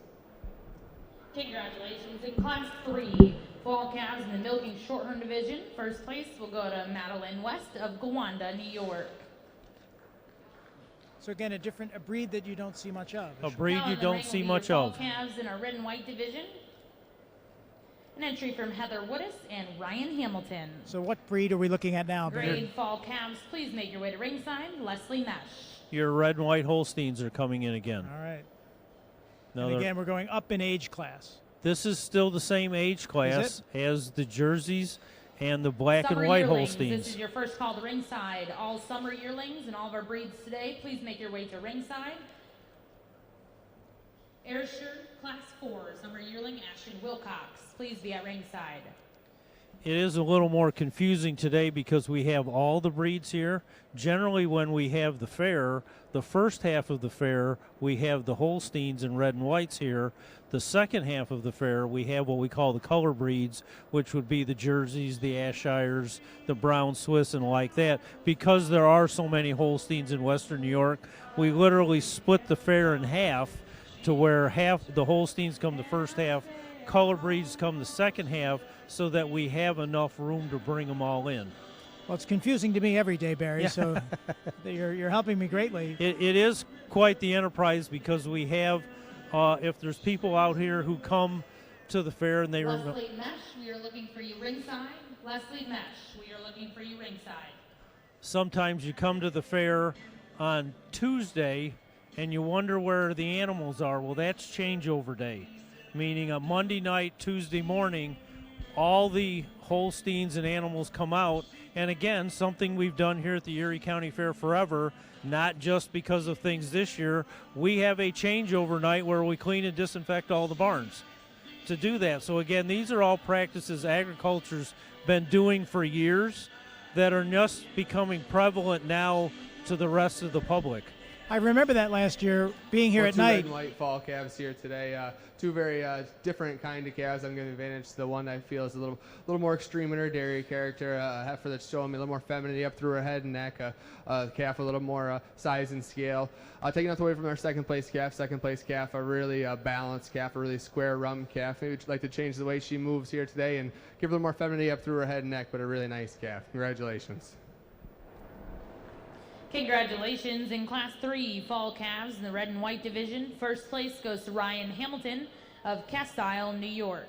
Second will go to Heather Woodis of DeWittville, New York. They take great pride. Now Ryan in just the ring, we're looking for Class 3 fall calves in the grade division. An entry from Leslie Mesh. Ryan there just gave us a fist bump. Yep.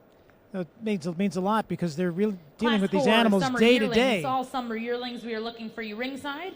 We'll be looking for summer yearlings in the Ayrshire division and in our Brown Swiss division. Please make your way to ringside.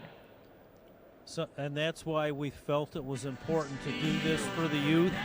These youth have worked all year long, looking forward to the fair, showing and doing, and you hate to disappoint them after working a whole year possibly on their animal and whatever, of not giving them that opportunity to come out and show what they've accomplished. Well, we're happy to be able to do this streaming with our sponsors. It was a real partnership between the fair. You're in our grade division, but a real strong, wide-chested kind of heifer. A heifer you really love for her width all the way throughout. Congratulations. Real partnership between the fair and WBBZ and our friends like Kirby and you know, Barry. Congratulations in Class 3 senior calves. First place will go to Leslie Mesh of Collins, New York. A lot of us here don't know what else to do in August anyways. So Now in it's the ring like will be Class 4 summer yearlings in the Ayrshire division. A single entry from Ashton Wilcox. Summer yearlings out of the Brown Swiss division. Irma Wolcott, Carly Ward, and Jillian Bond. We are looking for you ringside. This will be the first call for summer yearlings in the Holstein division. First call, Holstein summer yearlings. So this is the only Ayrshire of this age that came to exhibit, so he gets his chance in the ring. A little later, we will do exactly like we did in showmanship, bring back all the winners in the different classes to determine champions. Well, just one entry here in our Ayrshire summer yearlings, but a really nice heifer. A heifer with so much width and so much mass, so much spring to her midsection. A heifer that could probably stand a lot of competition here today. Congratulations. Congratulations in Class 4 Summer Yearlings in the Ayrshire Division. First place goes to Ashton Wilcox of Varysburg, New York. It even looks Now like in the ring will be Class 4 Summer Yearlings in the Brown Swiss Division. Entries from Irma Wolcott, Carly Ward, and Jillian Bond. Holstein Summer Yearlings, make your way to ringside. Holstein Summer Yearlings, we are looking for you in the makeup area. This will be the first call for Summer Yearlings in the Jersey Division. even the tails are groomed. They're groomed, yes. You brush them out and wherever. Again, there's something that show cattle will have is the nice fluffy tails and wherever like that. At home on the dairy, you might not keep it like that because if they get dirty and switch back and forth and whatever, if you've been ever hit in the face with a dirty tail, you'll know why they may not be as fluffy in the barn as they are for the animal you show. Don't know if I would want that to ever happen, Barry. Well, it'll wake you up at 4 o'clock in the morning, Ooh, that's for there you sure go. if it That's happens. right. But again, there's all the little things you learn. Are these your show cattle? Are these your everyday cattle in the barn? The different ways you take care of it, feed it, do for different things that start with the youth on the farm, learning what to do, the responsibility, and the whole thing that then carries with them the rest of their life or learning the responsibility. Well, the disciplines I'm so impressed with, as should everybody that's watching, because, you know, as we talked about, these animals need to be cared for and fed and milked, and it's not something where you could say, well, I just don't feel like doing this today, and I'm going to cut the lawn tomorrow. No, the cow has to be cared for. The animal has to be handled. Right, and what it instills in the kids, especially the showing and doing this, the thrill they get of doing this helps them on that January morning when it's 10 degrees and they have to go out and do whatever. They'll remember, boy, it's a lot of fun going to fair and showing and seeing my friends and showing people what I've done. Okay, I guess I can get up and do this because I know what I want come August or county fair time, Erie County Fair time. That's an interesting point. There's that piece that is, you're right, cold and crazy. 3 really nice brown Swiss Summer Yearlings here today. For me, quite a handy winner. A heifer with so much balance and so much femininity. A calf that's so square in her rump structure today. Just use a little more size and scale, length of frame, femininity up through her head and neck to get above our July calf here in second. Second place calf, a calf with beautiful set of feet and legs. A calf you love her straightness of lines. And for me, a tremendous advantage in her rump structure back through her tail head today. Takes her over our third place heifer. Taking nothing away from our third place heifer, a real strong, great legged kind of heifer, but 3 really nice heifers. Congratulations. What do people ask you most, Barry? Congratulations We'll in get to Class that. 4 Summer Yearlings in the Brown Swiss Division. First place will go to Jillian Bond of South Dayton, New York. Second, Carly Ward. And third, Irma Wolcott. Now in the ring will be Class 4 Summer Yearlings in our Guernsey Division. A single entry from Rhett Nagel. After this class, we will look for Class 4 Summer Yearlings in the Holstein Division. So the judge is going to take a look at this animal. He's going to look at it real quick, knowing he goes up and he asks the exhibitor when it was born, knows that it's in the right class and category, only one in the class, so he can quickly make a decision. Just one Guernsey Summer Yearling here today, but a heifer can probably stand a lot of competition. A heifer that's really straight in her lines, very balanced, with so much spring and depth to her midsection. Congratulations. What do people ask you most at the fair? Well, we'll get the name here. We'll hear from Kirby here in a second, and then well, she's lost. Congratulations in Class 4 Guernsey Summer Yearlings. First place will go to Rhett Nagel of Clymer, New York. Next in will be Class 4 Summer Yearlings in our Holstein Division. Entries from Heather Woodis, Peyton Bennett, Irma Wolcott, Ryan Hamilton. After this class, we'll look for Class 4 Summer Yearlings in the Jersey Division. One of the biggest questions we get in the Ag Discovery Center during the fair, because we're having the calves, and then we take the calves and put them in their own, they're in their own pens and whatever. Biggest question we get asked is, well, why do you separate them once they're born? Well, you mean from its mother? From its mother, yes, right after they're born. Well, one of them, as the whole world has now learned, for health reasons or whatever, you need to separate, social distance and whatever, for the health of everyone, because the calf, once it's born, The cow now goes back to work, meaning it's got to be milked twice a day, move through the barn with animals at same size and whatever. The udder is then the important part of the milking process. You don't want to do damage to that by the calf sucking on the udder. Plus, the cow is now going to produce more milk than the calf can drink. So at which point, if you don't regulate what the calf is drinking, it could overeat, get sick. If the cow doesn't give all its milk, it can get what we call mastitis in the udder by not being fully milked out. Now your cow's sick. So unless you're taking care of both of them with what they need at their stage of growth, both animals could be sick very soon. So what does the calf do to get The nursed? calf is then fed milk out of a bottle. Once it's put in its own hutch, that's what say when you drive by a dairy farm and you see rows and rows of little white igloos, those all have a calf in it. Socially distancing from the other calves to stay healthy, you're feeding it 2 to 3 times a day, a set amount of milk for its age so that it doesn't overeat, get bloated, or get sick. Is there an emotional attachment that is not there as a result? No, there's not. That's not inbred within the animal to know that. The dairy cow, knowing, especially if it's on its second or third calf where it's gone through it before, the dairy cow is not bred to even know how to take care of its calf. Interesting. So you're not dealing with, you see animals that protect their young, and that's not exactly the case. No, because the dairy cow knows what their job is to now go in, be milked 2 to 3 times a day, eat, sleep, and like that to produce milk. The dairy cow doesn't have the natural instinct as to how to take care of its young because they never have to. Not that they don't love their young. Not that they don't, but they're just not bred that way. Yeah. As the calf, which once it's born, may be even taller than the udder of the cow to where it can't even reach that to do. So you need that cow that you've got to take care of and do a certain way. The calf needs a certain, so they are naturally separated for the safety of both animals. I can see where that would be the most interesting question because, again, being new to all this, that would seem the most natural instinct to want to be with your young, but to separate them might seem almost inhumane on some level, but it's actually a help for the It's actually the exact opposite, is the fact that what we like to tell people is beef cows you see naturally in the wild because a beef cow is born, nurses a little bit off its mother, but then can practically eat grass right away. So they roam together, all different sizes and whatever.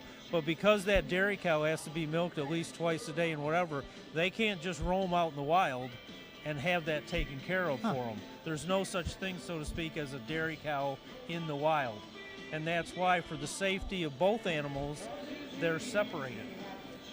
And here's our judge with his results of this class. This will be interesting. As you can see, the first place is not as big as second place. 4 really nice summer yearlings in our Holstein division, and for me, starting with the youngest heifer in the class, an August 20th heifer, a heifer that doesn't give up that much size difference, but a heifer that's so straight in her lines, a heifer that moves out on a beautiful set of feet and legs, and a heifer I feel is a little square, flatter in her rump structure today with a more preferable thorough placement. Take nothing away from our second place heifer, a big strapping heifer, long frame kind of heifer, shows me a little more balance and straightness of lines than our heifer in third.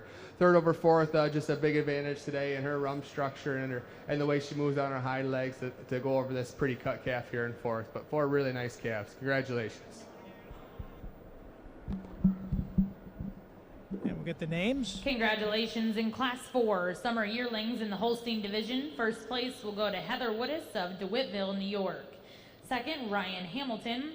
Third, Irma Wolcott. And fourth, Peyton Bennett.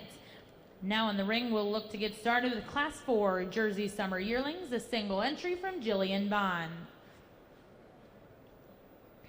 So again, a single entry, but he'll still... Milking Shorthorn Summer Yearlings, please make your way to ringside. He'll still do the due diligence to check out that check animal. it. You give the respect to the exhibitor of the due diligence to check out the animal, hear the comments, and then they'll be back when they do the champion for the whole breed of jerseys. Just one Jersey summer yearling here today, but a heifer that's so straight in her lines, balance in her frame, a heifer that can stand some competition. Congratulations. Congratulations in Class 4 Summer Yearlings in the Jersey Division. First place will go to Jillian Bond of South Dayton, New York. Now in the ring will be our Summer Yearling class in the Milking Shorthorn Division. Red and White Summer Yearlings, Peyton Bennett and Hayden Ayers, please be at ringside. And as you hear when our judge says... This will be the first call for all Junior Yearlings. Junior Yearlings not in milk, please make your way to ringside. Junior Yearlings not in milk, please make your way to ringside. When he talks about could stand a little more, he'd like competition. A reminder that we will be selecting our champion and reserve junior of each breed after Class 5 Junior Yearlings. Followed by that, we will select an all breeds junior champion and reserve all breeds junior champion. And what the judge needs by stand a little competition, he'd love to see it in the ring with 4 or 5 other animals to do the comparison. And he'll see that later when all the Jersey first and second place come back in. Yeah. I would think that the win our milk and shorthorn summer yearling class, a lone entry, but a heifer that you really love for overall dairyness and cleanliness of bone here. A beautiful heifer to take home a blue ribbon. Congratulations. We'll find out who this is. Congratulations in our milking shorthorn division, Class 4 Summer Yearling. First place will go to Alyssa West of Cattaraugus, New York. Now in the ring, we'll look for Red and White Summer Yearlings, an entry from Peyton Bennett and Hayden Ayers. After this class, we'll be looking for all Junior Yearlings not in milk. Junior Yearlings not in milk, please make your way to ringside. I would think these young people connect with each other too, Barry, and they are they may be miles apart, but they maybe forge friendships based on their breed and based on what they're doing. Going and showing all over. Again, you come to Erie County Fair, you have youth from all over Western New York. You get to know each other as kids through what you're doing in agriculture, not what school I live in or what side of town, what town you're from or whatever. You're here connecting on a bigger level. Then that carries on as you go, as I said, within my own family, with my kids all showing. They've then gone, they're all involved in agriculture with friends and connections throughout New York and all over the country of people they knew as kids competing against one another. But now these are people they do business with, and the trust is there already built up from having known them for 10 or 15 years. And it's two all really nice efforts here in our Red and White Summer Yearlings, a close placing for me, but for me an extreme advantage today in the feet and legs in our first place effort. A heifer that just moves more smoothly, especially when viewed from behind, but two really nice square cut dairy heifers. Congratulations. Congratulations in Class 4 Summer Yearlings in the Red and White division. First place will go to Hayden Ayers of Portageville, New York, and second to Peyton Bennett. Those are beautiful. The colors are beautiful in those animals. Yes, and again, because they are all shaved We'll properly and washed. Class 5, starting in our Ayrshire division, we're looking for Briley Green, Lindy Nagel, Amelia Brewer. Please make your way to ringside. Junior Yearlings not in milk. First division in will be your Ayrshire division, Briley Green, Lindy Nagel, and Amelia Brewer. And as she said with this class, is she's calling them not in milk, meaning they're almost 2 years old, but they had not had their calf yet. Okay. So they're not in milk. They're not in milk, meaning they haven't calved yet, but they are close. They're the age group that's the in-between, which is always exciting when you're showing the cow, meaning it's bred, it's getting ready to have a calf soon. There may be somewhat of an udder starting to develop on these and whatever. A lot of times it shows you may bring your animal that's not in milk yet as a yearling the day you brought it to the fair, but the show isn't till 5 days. It has a calf 3 days into the fair. You just switch classes from not in milk to the class where you're in milk all while you're at the show. And these are youth from all 8 counties of Western New York. Every fair and every county does something with ag, but the biggest is Erie County. Is Erie County, yes. Because and they welcome everybody this time. Right. And that's true at fair time because there is the youth show and the open show all at the same time, and the entries can come from everywhere. For my own family. Attention in the barns. Currently in the ring, we are showing our Class 5 Junior Yearlings in the Ayrshire division. We'll be looking for Guernsey Junior Yearlings, followed by Holstein Junior Yearlings. Please be making your way to ringside. We'll be looking for Haley Roaring and Esther Knappenberger. So again, our own family, my 3 kids, we live in Orleans County.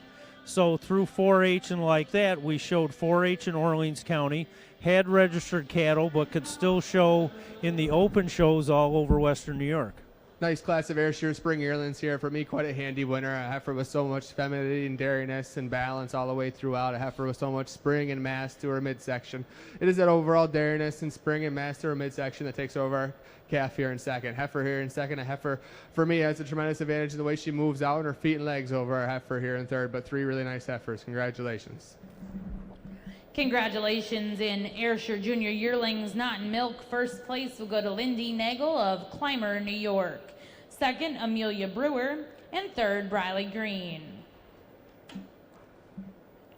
Next in the ring, we'll look for Class 5 Junior Yearlings in the Guernsey division. We're looking for Haley Roaring and Esther Knappenberger. We're looking for you to the ring. Junior Yearlings in our Holstein division, this will be your second call to ringside. Holstein Junior Yearlings Not in Milk, please make your way to ringside. And now what are we looking at, Barry? This is a Guernsey. Again, another breed. It's not red and white. It's more tan and white. Guernseys, again, higher quality of milk. Production maybe not as high as a Holstein, but again, it's the milk quality. And just the animal itself is just very, almost like a dance, you know? Yes. The feet are moving very, very and that's gingerly. when the judge talks about, likes how their legs and feet move and whatever. Do they move along very fluid, meaning all their parts are put together, they can walk along easily, they're not stressed, because that's what you're going to look for when this heifer becomes a cow. We're looking for Ryan Hamilton. Ryan Hamilton, we are looking for you to the ringside. So we have 2 entries now. Right. Again, these are people, they probably had to run back, Sure. get another one, takes a second to get back here. And with that, I noticed the cleanliness of the hoof. Yes. It's shiny. Yes, everything's cleaned all the way down through to make sure the judge can see everything. And like that, so you're washing, cleaning. These youth were all probably up early this morning washing their animals. You're then staying with the animal in the barn to make sure it doesn't get dirty, so it's ready for showtime. Well, we're happy that Evans Bank is able to help support this. Milk for Health, the boys and the men, and the guys with the cows. 2 very the women similar with the calves cows here in too. our Guernsey Summer Yearling class, but for me, I give the advantage to the first place calf, a calf that just maybe a little smoother walking. I prefer the set to her feet and legs here than our calf here in second, but 2 very beautiful dairy cut extreme heifers. Congratulations.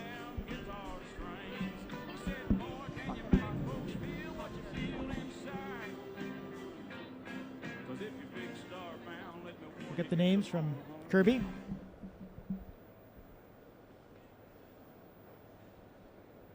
She's figuring out what page she's on. But, John, you're already getting the hang of it. Getting the you thing. were talking about how smooth it walked and whatever, and you noticed how the judge said something about how it moved on his feet and legs. I'm So learning. you're already... Congratulations in Class 5 Junior Yearlings in our Guernsey division. First place will be Esther Knappenberger and second, Haley Roaring. And, again, that's... Now in the ring is our Junior Yearling class out of the Holstein division. Entries from Ryan Hamilton, Jacob Sears, and Hayden Ayers. And, again, you can see you're already learning and part of the Jersey education Junior process. Yearlings, please be at ringside. Georgia Luft, Maggie Winspear, and Jillian Bond. As I said, I'm happy to be here, and we're happy to present this with WBBZ and our sponsors, which I included Tops, Tractor Supply, Clyde's Animal and Feed, and they're in Hamburg and Lockport. Jim's a great guy over there. I don't know if you know Jim at Clyde's, but big supporter of the fair. Yes, we're thrilled with all the sponsors we have here and helping us out, showing their interest in the youth of Western New York. And it's a good thing to be involved with. They are. That was what our friends Amanda Bruckman at Clyde said. You know, we really want to help the youth. Speaking to what you said, because the only thing that's happening in the fairgrounds this year is this, and then there's a blast of fireworks coming next up on Saturday Saturday, August 15th at 9:30. You come in at 8. Gates open. You can come in off Quimby or South Park, and we're asking you to bring a food donation to benefit Feed More Western New York. And my friend there from Matt Shaw from Skylighters is going to do a spectacular show. Yes, that will be fabulous. And again, those traditions here at the fair, as we always have one day at the fair, with admission. You come and bring the food donations or whatever, and it is our way of keeping up that tradition of giving back to the community by hosting the fireworks and asking people to come and bring a food donation to that, to keep those things going. Yes, this is a strange year. We hope things will be better next year, but there are just certain things that are traditions in Western New York of giving back that we should keep doing. Well, and that's going to be a blast, and good thing is it'll help feed more West New York. They do great work with Meals on Wheels. So many people are in need out there now, and seems hard to believe, but we're several months into this, and we're just gotta, like we said, keep moving to do well and stay safe and be vigilant, and we're doing that here at the fair. We got our bandana mask, and you've got your mask, and we've got our distance apart and whatever, and again, that's part of what, again, conveying to people wherever the ag industry and wherever is still doing things every day, not just worried about what's going on today. But attention to all hog exhibitors, if you are not watching ringside, we are still showing dairy cattle, and we will keep you posted as to a start time for our hog show. Once again, we are still showing dairy cattle here in the showplex, and we will have to push back our hog show start time just a little bit, and we'll keep you posted as to when we conclude. And that's a great announcement, because that means the interest we had in the dairy side and number of animals is taking longer than we initially anticipated. And John, you're going to stay busy, because all you're going to do is spin right around and do hogs a little later. This is like the Tonight Show. Remember the Tonight Show, Barry? They would run out of time and the guest would be bumped. Not here. Not here. We run out of time, we keep going. That's right. Nobody gets bumped. And again, that was Kirby's announcement as exhibitors. No, everybody's going to get their fair chance and time allowed and whatever. And when you're showing, you're used to this. There is a designated time to get started, and everything is fluid. Because again, you're here. It's not like we're not turning the lights off at 5 o'clock and saying we're done. No. We go until we're done. Which is the wonderful thing about the internet. You just keep going. Here comes Pat. 3 really nice heifers here in our Holstein Spring Yearlings, and 3 really different kinds of heifers. For me, starting with one, I just feel shows the most balance, the most strength up, the most width all the way throughout. Our second place heifer, a real tall, angular heifer, a heifer that really catches your eye. A heifer, when you really analyze her, though, maybe lacks a little width up through her front end, little mass through her rear flank here today. But uses overall length of frame and dairiness and style to get above our big ribbed heifer here in third. Congratulations. Congratulations. In Class 5, Holstein Junior Yearlings, first place will go to Hayden Ayers, second to Ryan Hamilton, and third to Jacob Sears. Now in the ring will be Jersey Junior Yearlings, entries from Georgia Luff, Maggie Winspear, and Jillian Bond. So as these animals... After this class will be Milking Shorthorn Junior Yearlings, a single entry from Travis West. So as these animals come in... Red and White Junior Yearlings, please make your way to ringside. We're going to take another short break. We'll be back from the Western New York Youth and Ag Bonanza from the fairgrounds in Hamburg, New York with Barry Landsberg. I'm John DeSciullo. Stay with us.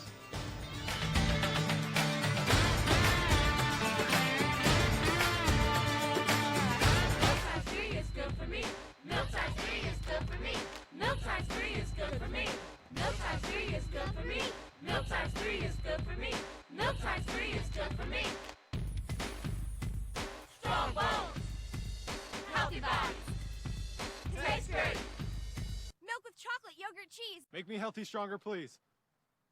Milk times 3 is good for me. Milk times 3 is good for me. Milk times 3 is good for me. Want the best for your pets? Decide on Clyde's. Most people think their best deal is with online retailers, but I'm always getting the best price at Clyde's Feed and Animal Center. Shop ClydesFeed.com for convenient 1 to 3 day shipping to your doorstep. They've got a great selection of food for every pet, from dogs and cats to horses and chickens, wild birds, and everything in between. You'll find more than food. Shop toys, treats, flea and tick treatment, grooming supplies, vitamins, supplements, and more at Clyde's Feed and ClydesFeed.com.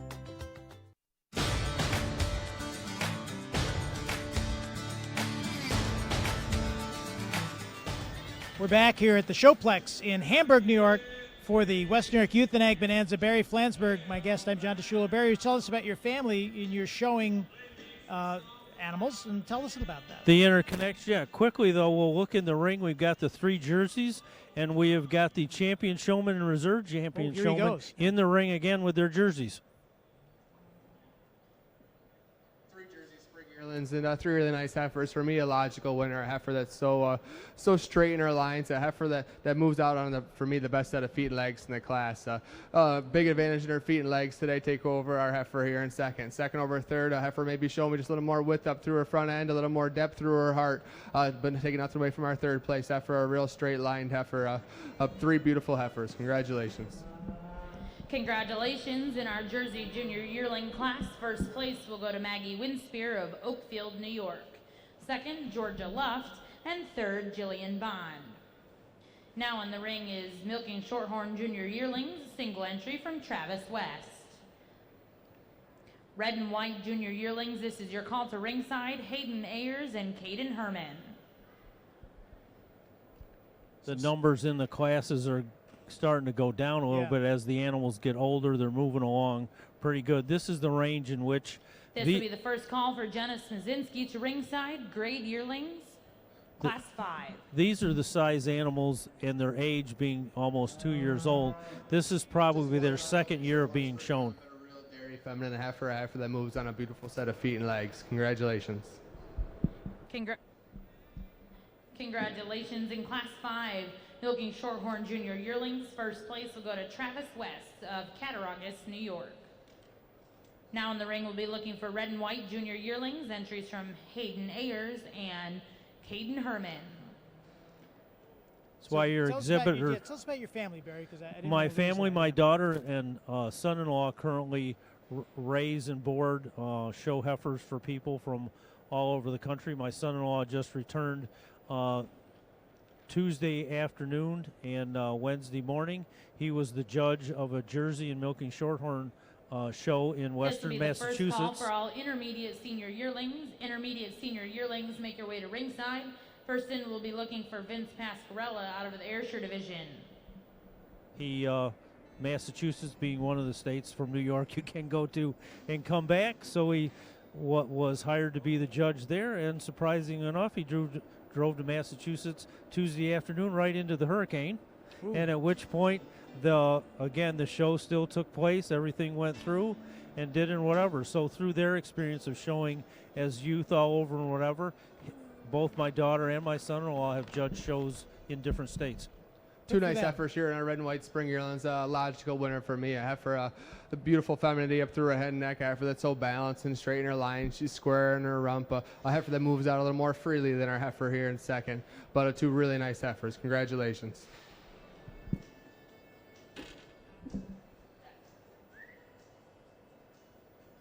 Oh, they're whistling. Trying to get a must be missing a name. Kirby's looking for a cue.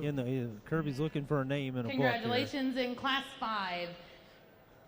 Junior yearlings in our Red and White division. First place will go to Hayden Ayers and second to Caden Herman. Now in the ring is class 5 grade junior yearlings, a single entry from Jenna Szymanski. Now, Jenna is the daughter of Holly Smaczynski, who does the marketing here at the fair. Yes.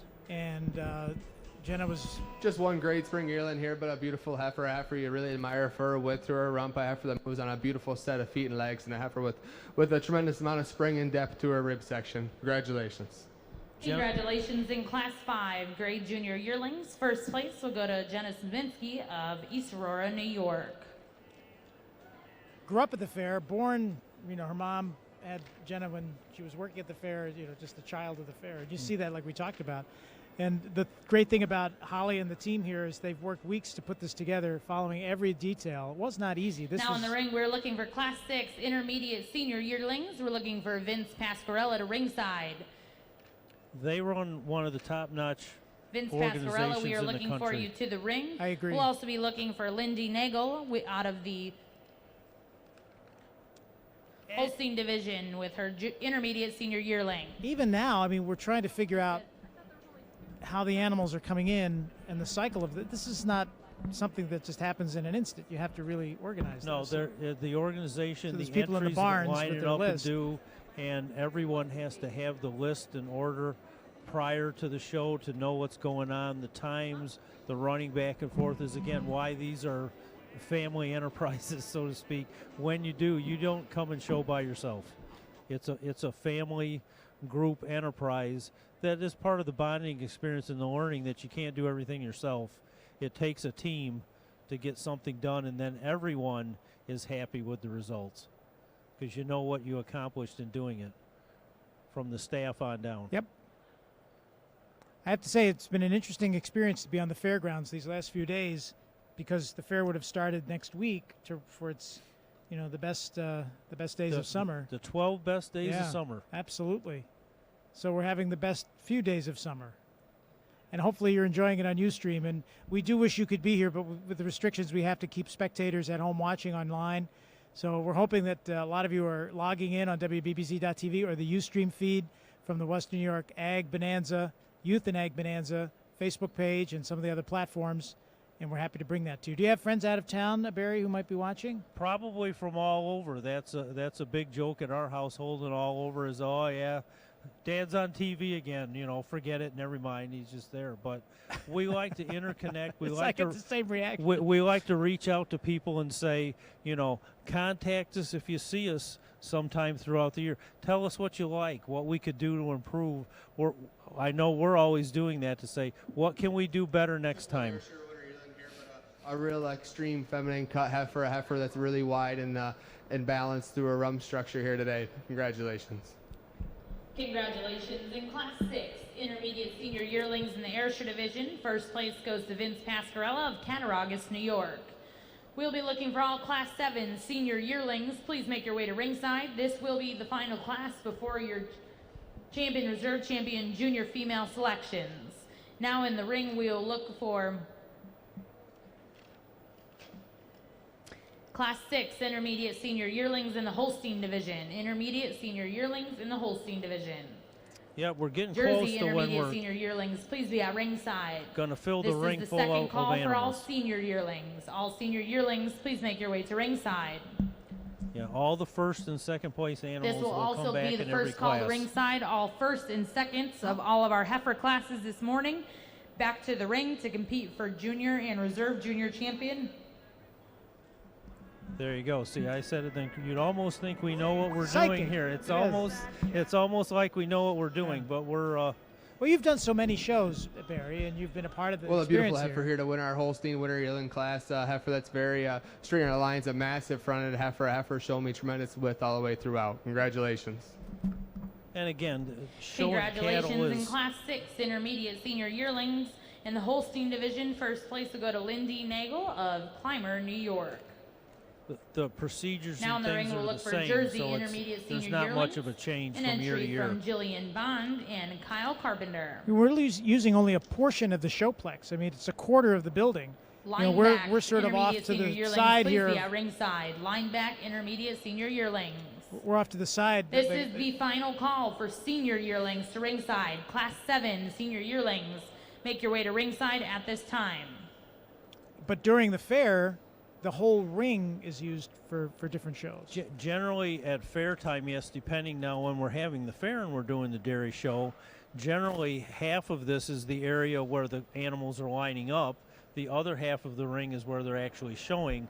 Again, with social distancing, separating, whatever, fair time, yes, the one whole end may be full. Two of really animals. nice Jersey Winter Yearlings here today. For me, I give the advantage to the heifer that's winning the class. A big advantage in her feet and legs today. She's a little longer through her frame today. She's a little wider through her rump today. But two really, really nice balanced heifers. Congratulations. Congratulations in Class 6 Intermediate Senior Yearlings out of the Jersey Division. First place will go to Jillian Bond of South Dayton, New York. And second place to Kyle Carpenter of Attica, New York. Yeah, with social distancing, we can't fill things up and people be in line ready. Again, the time to go back and forth. Now in the ring is a single entry from Caden Herman out of the lineback division. This will be Class 6 Intermediate Senior Yearlings. Well, there's great. See, people are already calling in. We just got We're looking for all Class 7 Senior Yearlings to ringside at this time. Class 7 Senior Yearlings, please be making your way to ringside. Captain Chris just gave us a note here, Barry. Hello to Wendy in Essex Junction, Vermont, watching us up there. Debbie in Arcade, Jennifer and Becky in Ripley, Barb in Orchard Park. Well, just one lineback winner yearling here today, but a beautiful straight-lined heifer, heifer with the tremendous rump and a tremendous legs here. Congratulations. Congratulations to Caden Herman of South Dayton, New York, with his first place intermediate senior yearling coming out of the lineback division. An Ayrshire girl in Houghton, New York. Glad to hear people are out there watching. Yeah. I know we do that every once in a while too when we're streaming the live burst from the Agricultural Discovery Center. I put a call out to say, you know, who's listening, who's calling it, you know, let us know where you're at. We get calls from people throughout the country who are We'll now be watching. looking for Class 7 senior yearlings out of the Ayrshire division, a single entry from Morgan Holcomb. Here's one for Asher Girl and Houghton. We're going to have an Asher coming through. Look at there. Coming right up. Here comes We'll be that. looking for Briley Green to ringside. Briley Green, we are looking for you to ringside with your Holstein senior yearling. And I give the young people credit. They're wearing their masks Also very looking for Ben diligently. Hitchcock with his Jersey senior yearling. This will be the second call. We need all first and seconds back to ringside to compete for champion and reserve champion junior females. So we'll have a lot coming in now because they'll bring back all the first and second place in each breed, put them in the ring, and then he'll choose a junior champion in each breed. Then that champion will go up against every breed. Here today, but a beautiful heifer. I really admire her front end today. She blends so beautifully back through her shoulder and so much width up through her chest. Congratulations. Congratulations in Class 7 Ayrshire senior yearlings. First place goes to Morgan Holcomb of Friendship, New York.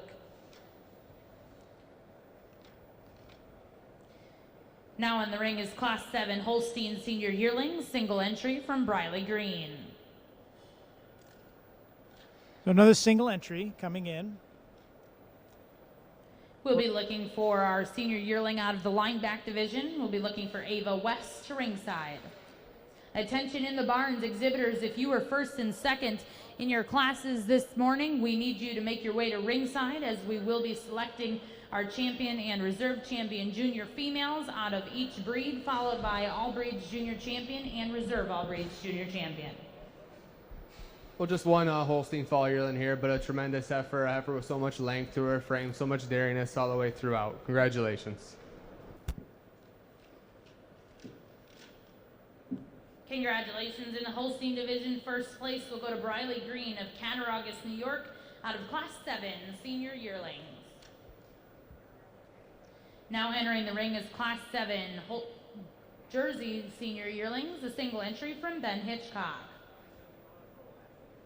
I give a good shout out to your cameramen who have been working the ring with that camera. You know, they haven't been run over yet or anything. They've been doing a great job of getting great pictures. We're going to look for all first and seconds of your Ayrshire division first to ringside. Please be making your way down to the showplex.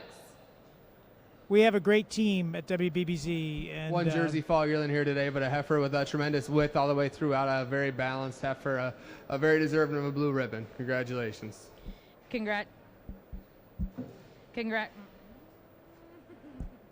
Congratulations in Class 7 senior yearlings in the Jersey division. First place will go to Ben Hitchcock of Randolph, New York.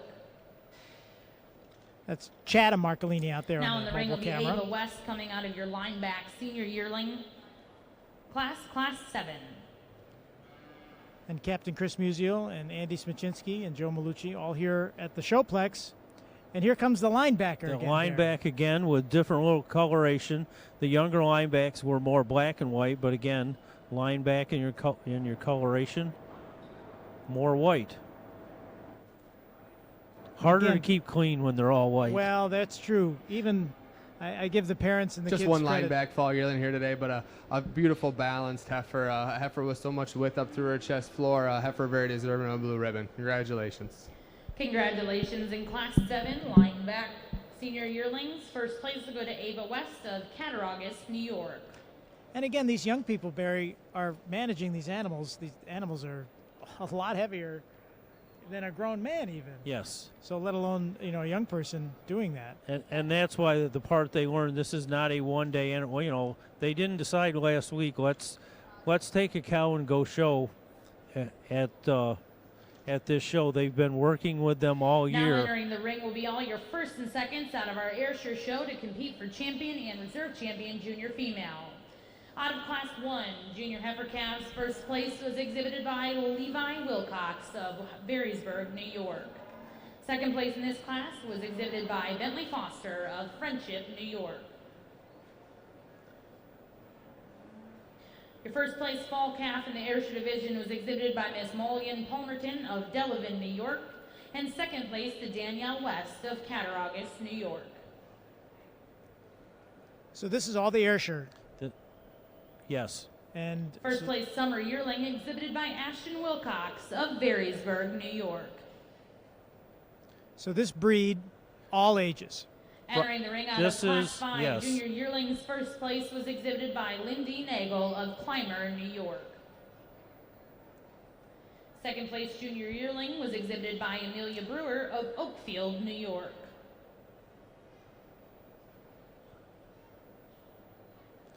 There were 7 age group categories, maybe not an entry in every age group, but then the first and second place animal in each one of those age groups comes back in. Senior yearling in the Ayrshire division was exhibited by Vince Pasquerella of Cattaraugus, New York. So it's all the breed, but it's a mix of ages. Yes. It was the first and second each. Some are already doing milking.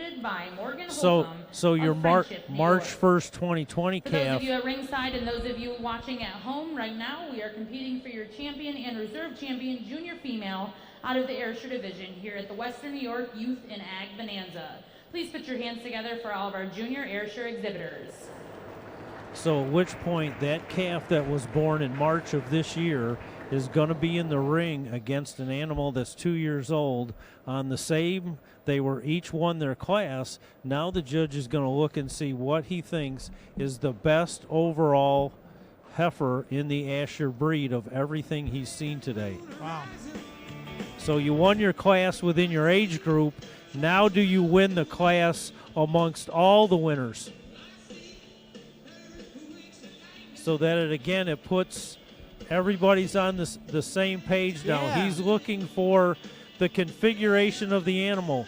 He may decide the March calf born this year, its configuration and the way it's made up has the potential greater than the animal that's 2 years old. So everybody's back size-wise, age and whatever. You're literally starting all over with the best of the breed to decide who he thinks are the 2 best of all the Ayrshires that have come here so far. And again, the ages are all ages. Every 3 months there was a different class, so the winners of each one of those are now back into the ring to decide the overall champion of this breed. Then when he's all done, I believe they'll take the champion Ayrshire, Brown Swiss, Jersey, Holstein, Red and White, put them in and see which was the overall best junior animal here of the whole show. So we're going to see the best in this class from Ayrshire, and then we're going to see the best in class for all of the other breeds? Yes. So we get all of the best in class, so the number 1 from all of those breeds will be the finale. Yes. To find out the very best heifer that came to the show today in the eyes of the judge. Well, let's give all our Ayrshire youth exhibitors a big round of applause. It's been a really nice show all day long. With all these junior champions, I'm probably not going to waste a whole lot of time. I'm going to go select your junior champ, reserve, honorable mention, and I'll give you reasons after. So here he goes. He has them all out there. He's seen them all already. Yeah. Maybe even in showmanship. Now he's going to go out and he's going to tap the winner. And that's the winner. He the just winner. Tapped. That's number 1. That's then number 2, 1. Then he'll go to number 2. And he'll go down here. Honorable mention is the youngest calf. Your spring yearling today, a heifer I just really admire for overall balance. A heifer with so much spring and drop and mass to her midsection. A heifer with so much angularity and femininity throughout. A heifer that just used a little more spring and mass back to her midsection to get over our fall calf for reserve junior champion. Reserve honorable mention. I really like this March calf a lot. I think she's got a big future. But for me today, a little bit more maturity, a little more stretch up through her head and neck than this March calf here. But a tremendous group all the way down the line. Congratulations. All right, and now we'll find out who they are from Kirby Digert. Congratulations in our Ayrshire division. Your champion junior is exhibited by Lindy Nagel of Clymer, New York. Reserve will go to Mulligan Palmerton, and honorable mention to Levi Wilcox.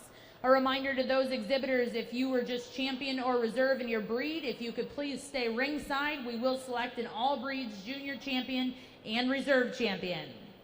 At this time, we'll be looking for all first and seconds out of your brown Swiss heifer show. Out of Class 1, March Calves, first place March Calf was exhibited by Caitlin Storer of Randolph, New York. Second place March Calf exhibited by Blake Hill of Cattaraugus, New York. Coming out of Class 2, Intermediate Heifer Calves, first place exhibited by Madden Palmerton of Delavan, New York. Second place out of that class was Blake Hill of Cattaraugus, New York. Class 3 Fall Calves, first place Fall Calf is exhibited by Tori Hitchcock of Randolph, New York.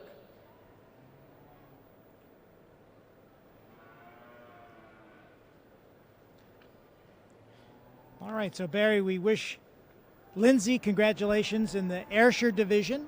Yes. Second place in that class was exhibited by Autumn Gregory of Forestville, New York. And now it's the Brown Swiss. Now it's the Brown Swiss. They'll go through the same thing they did with the Ashers.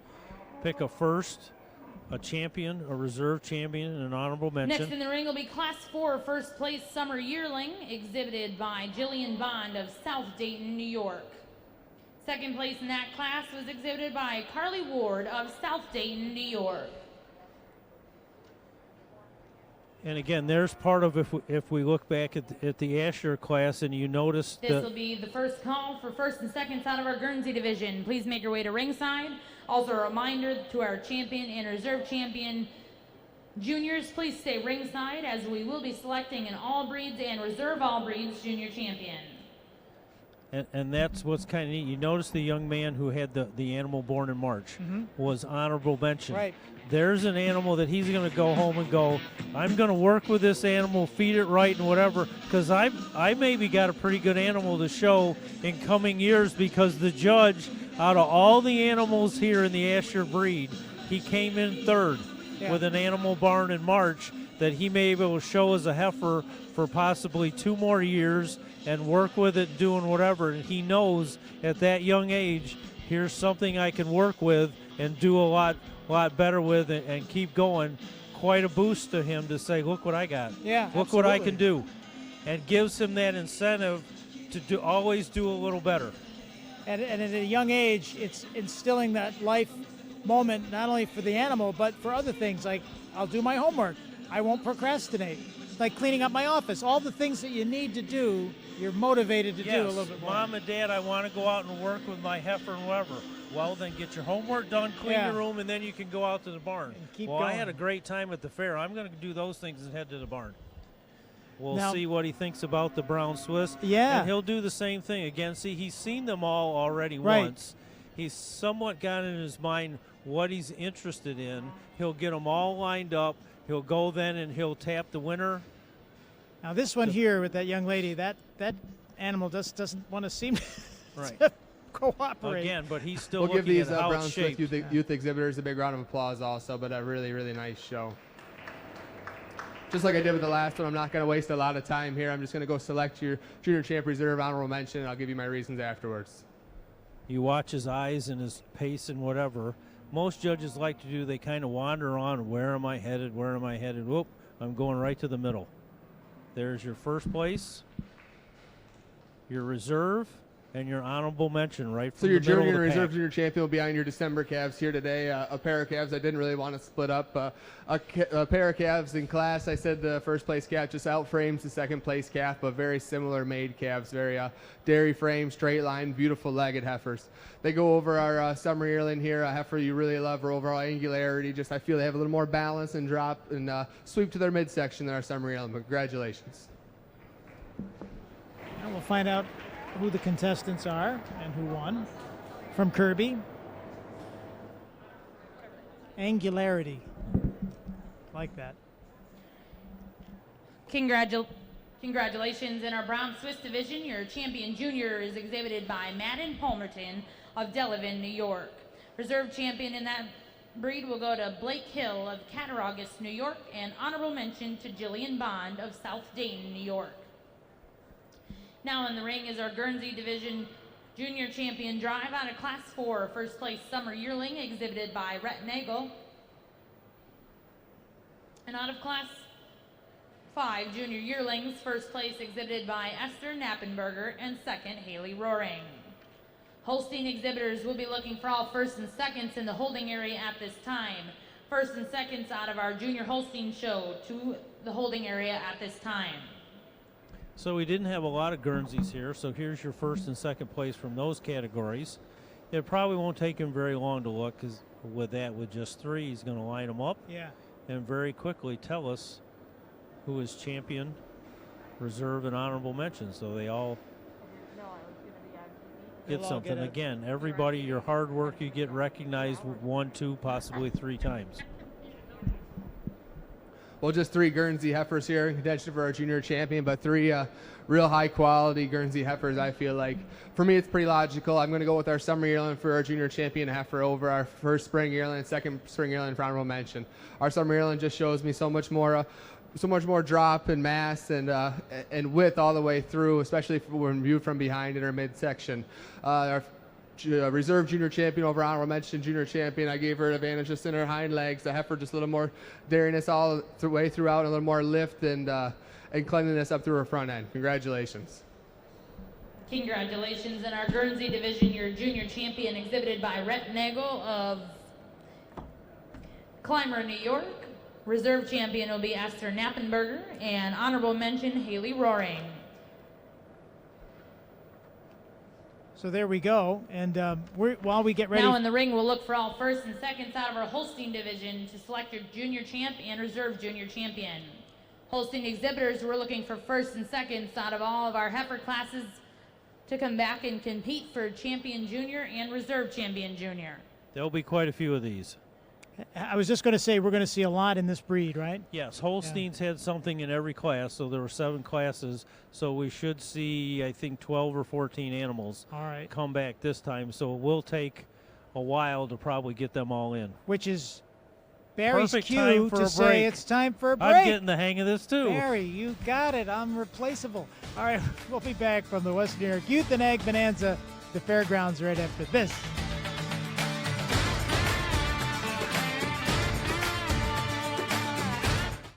Imagine a world without milk. It would be a tragic, tasteless existence. After all, with no cheese, how would anyone know when to smile? With no milk, why would anyone want to? But there is hope. Your Western New York dairy farmers are committed to providing the most wholesome, delicious milk products possible, returning smiles to tables and order in the universe. So, everyone's okay with a cow in the house? Milk for Health. The guys with the cows. Saturday night is movie night on WBBZ TV. The fun starts at 6 p.m. with The Three Stooges. Then at 8, Svengoolie screens the classics. Kerwin. And later at midnight, Buffalo Beatniks, Zelda, Bird, and Theo serve up hot coffee and cool movies on Offbeat Cinema. Keep watching the skies. Keep watching. And keep watching WBBZ TV, your hometown MeTV station. Channel 67.1 on air and DirecTV, Channel 5 on cable, Fios, and Dish.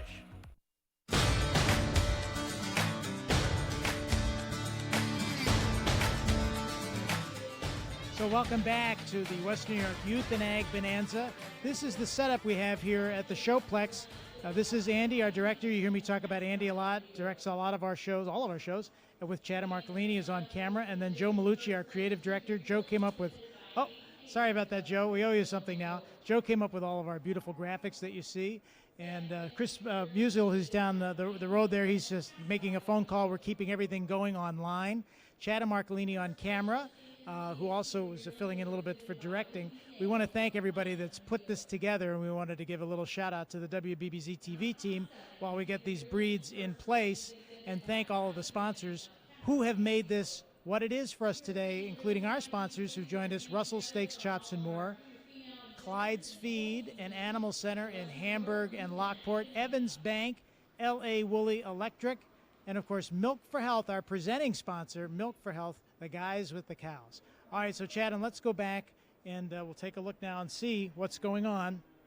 As we talked about with the Showplex, this whole big, giant Showplex is something that is a massive, massive footprint for animals at the Ag Center, for the Ag Show, and all the agriculture exhibits that happen with the animals as we go through the fair. We're using just a little bit of it here because of all the COVID protections. We have to have everybody socially distanced, and even outside, people are keeping a distance so that we can follow all the protocols. Here comes that great big fan that we love to get the breeze from.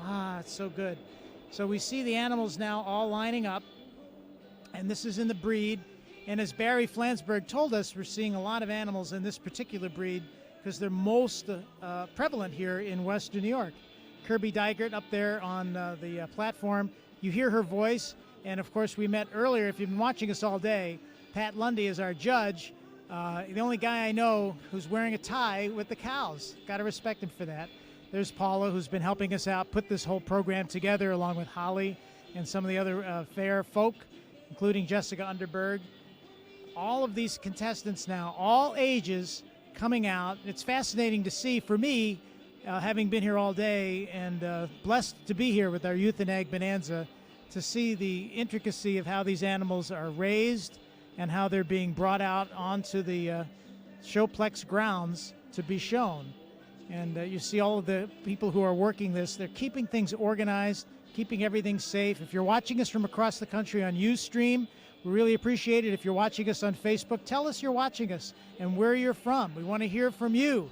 The WBBZ TV team happy to join Tractor Supply, Tops Friendly Markets, the Walsh Duffield Company, and Upstate Milk and Milk for Health, our presenting sponsor, along with Evans Bank, 100 years.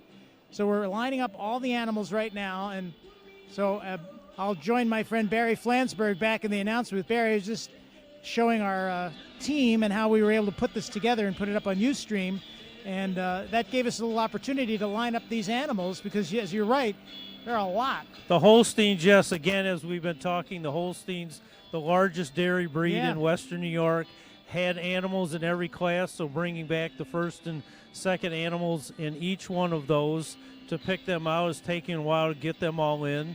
Judge, again, taking another good look at them. I wasn't sure if maybe you've been here long enough if you were going to go out there and pick the winner in this class after watching enough. I would never profess to know anything about that, that's for sure. It's always fascinating to me with the animals, the size of the animal versus the individual controlling it. I've said it many times in our streaming today because it's not an easy feat. But it is a learn, and again, it's the one-on-one working with the animal daily. It's not something that just doesn't happen in an doesn't instant. happen overnight. Yeah. You work with the animal every day to learn that connection, which, again, that's with dairy. Everybody has people who have dogs, cats, or whatever. You have them work with them every day. They become a part of your family, have a personality and whatever, and that's what showing cattle is all about, is that connection with your animals, knowing that your success is only going to be as good as how much effort you put into it. Well, and they're even some of the guys are struggling there a little bit, but let's see what he says, our judge. Now they're still lining up. Oh, He's they still are looking still and whatever. Yeah. And as you talk about the gentleman and whatever, here again, if you've noticed looking through this, young ladies, young men, all ages and whatever, it's not a specific thing. It's wide open. Everybody's on the same playing field. Exactly. There's no bias based on anything, and they work hard to do this and year round. And these are farmers and dairy farmers and people from all over the 8 counties of Western New York who are gathering together for this very special event, the Youth and Ag Bonanza. The hogs are coming up in just a little bit. It was supposed to start at 4 o'clock, but we're going to be delayed a little bit. We'll give another round of applause for these Holstein exhibitors here today. Been a really strong show all the way down the line, and I think our champion lineup here is a beautiful heifers all the way down the row. Just like the other ones, I'm not going to spend a lot of time. I'll go select your junior champ, reserve, and honorable mention, and please give him a big round of applause when I do. This is always a big moment, being the junior champion in the Holstein show. Since this is the largest breed in Western New York, it's always quite an honor as a youth or with the open shows at the fair with the adults, it is quite the honor to have the junior Holstein champion. And he's looking, he's got a big selection. He's been looking at these animals all day between showmanship, their individual classes, and he's going to go right down to a younger animal. There it is. Right in there, and if I am looking correctly and can identify the people, I believe that's Mary Our Sweeney. December calves are going to be our junior champion in reserve, a beautiful pair of calves. I feel calves that are both similarly made, calves that are hard top, calves that are straight lined, calves that are beautiful, balanced with enough femininity. I do give the first place December calf here credit. I feel she's a little stronger through her loin structure. I feel she's a little cleaner down through her hock bone today. Taking nothing away from our second place December calf, another beautiful balanced calf, and just use just a little more precise through her pelvic region here today, a little cleaner up through her head and neck than our spring yearling heifer here. Our spring yearling heifer, for honorable mention, a real wide-chested, wide-rumped heifer, a heifer that moves on a beautiful set of feet and legs, but three beautiful heifers. Congratulations. Our winner coming out of Genesee County. In our Holstein division, your champion junior Holsteins exhibited by Mary Sweeney of Bergen, New York. Reserve champion is going to go to Chloe and Claire Lamb of Oakfield, New York. And honorable mention will go to Hayden Ayers of Portageville, New York. Once again, congratulations to all of those exhibitors. And a reminder that we do need you to stay ringside so we can select our All Breeds Junior Champion and Reserve All Breeds Junior Champion. Mary Sweeney has shown all over the country. Seconds out of the Jersey division. Class 1. March calves first place was exhibited by Haley Roaring of Akron, New York. Second place, March calf went to Eliza Richmond of North Collins, New York. Your first place Jersey intermediate calf was exhibited by Jillian Bond of South Dayton, New York. And second place went to Kendall Herman of South Dayton, New York. First place fall calf was exhibited by Madden Palmerton of Delavan, New York, and a second to Jillian Bond of South Dayton, New York. Now in the ring will be Class 4 first place summer yearling, exhibited by Jillian Bond of South Dayton, New York. Your first place Jersey junior yearling was exhibited by Maggie Winspear of Oakfield, New York. And second place junior yearling exhibited by Georgia Luft of Alba, New York. Out of Class 6 intermediate senior yearlings, first place exhibited by Jillian Bond of South Dayton, New York, and second place to Kyle Carpenter of Attica, New York.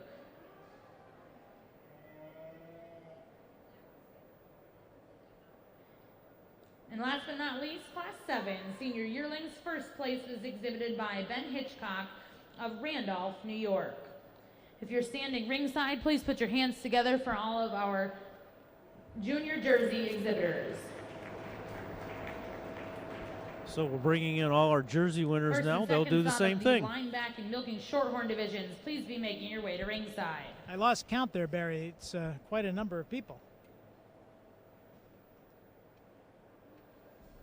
Yes, as your show is going through, and 3 or 4 in a class or whatever, but as they go through, when you bring them all back, your first and second place winners, you realize how many animals you have seen gone through here. I'm amazed at the number of animals that are here today and how the contestants and the young people, I call them contestants, handlers, what would be the right word there, Barry, to call the young people who are we just call them exhibitors. They're yeah. exhibiting their animals. It's amazing because they're going up and down the roadway that is here at the Showplex, and there's a little bit of an animal traffic jam going yes. on. And the way to really appreciate this is doing it during the actual fair when the public is here going back and forth and whatever.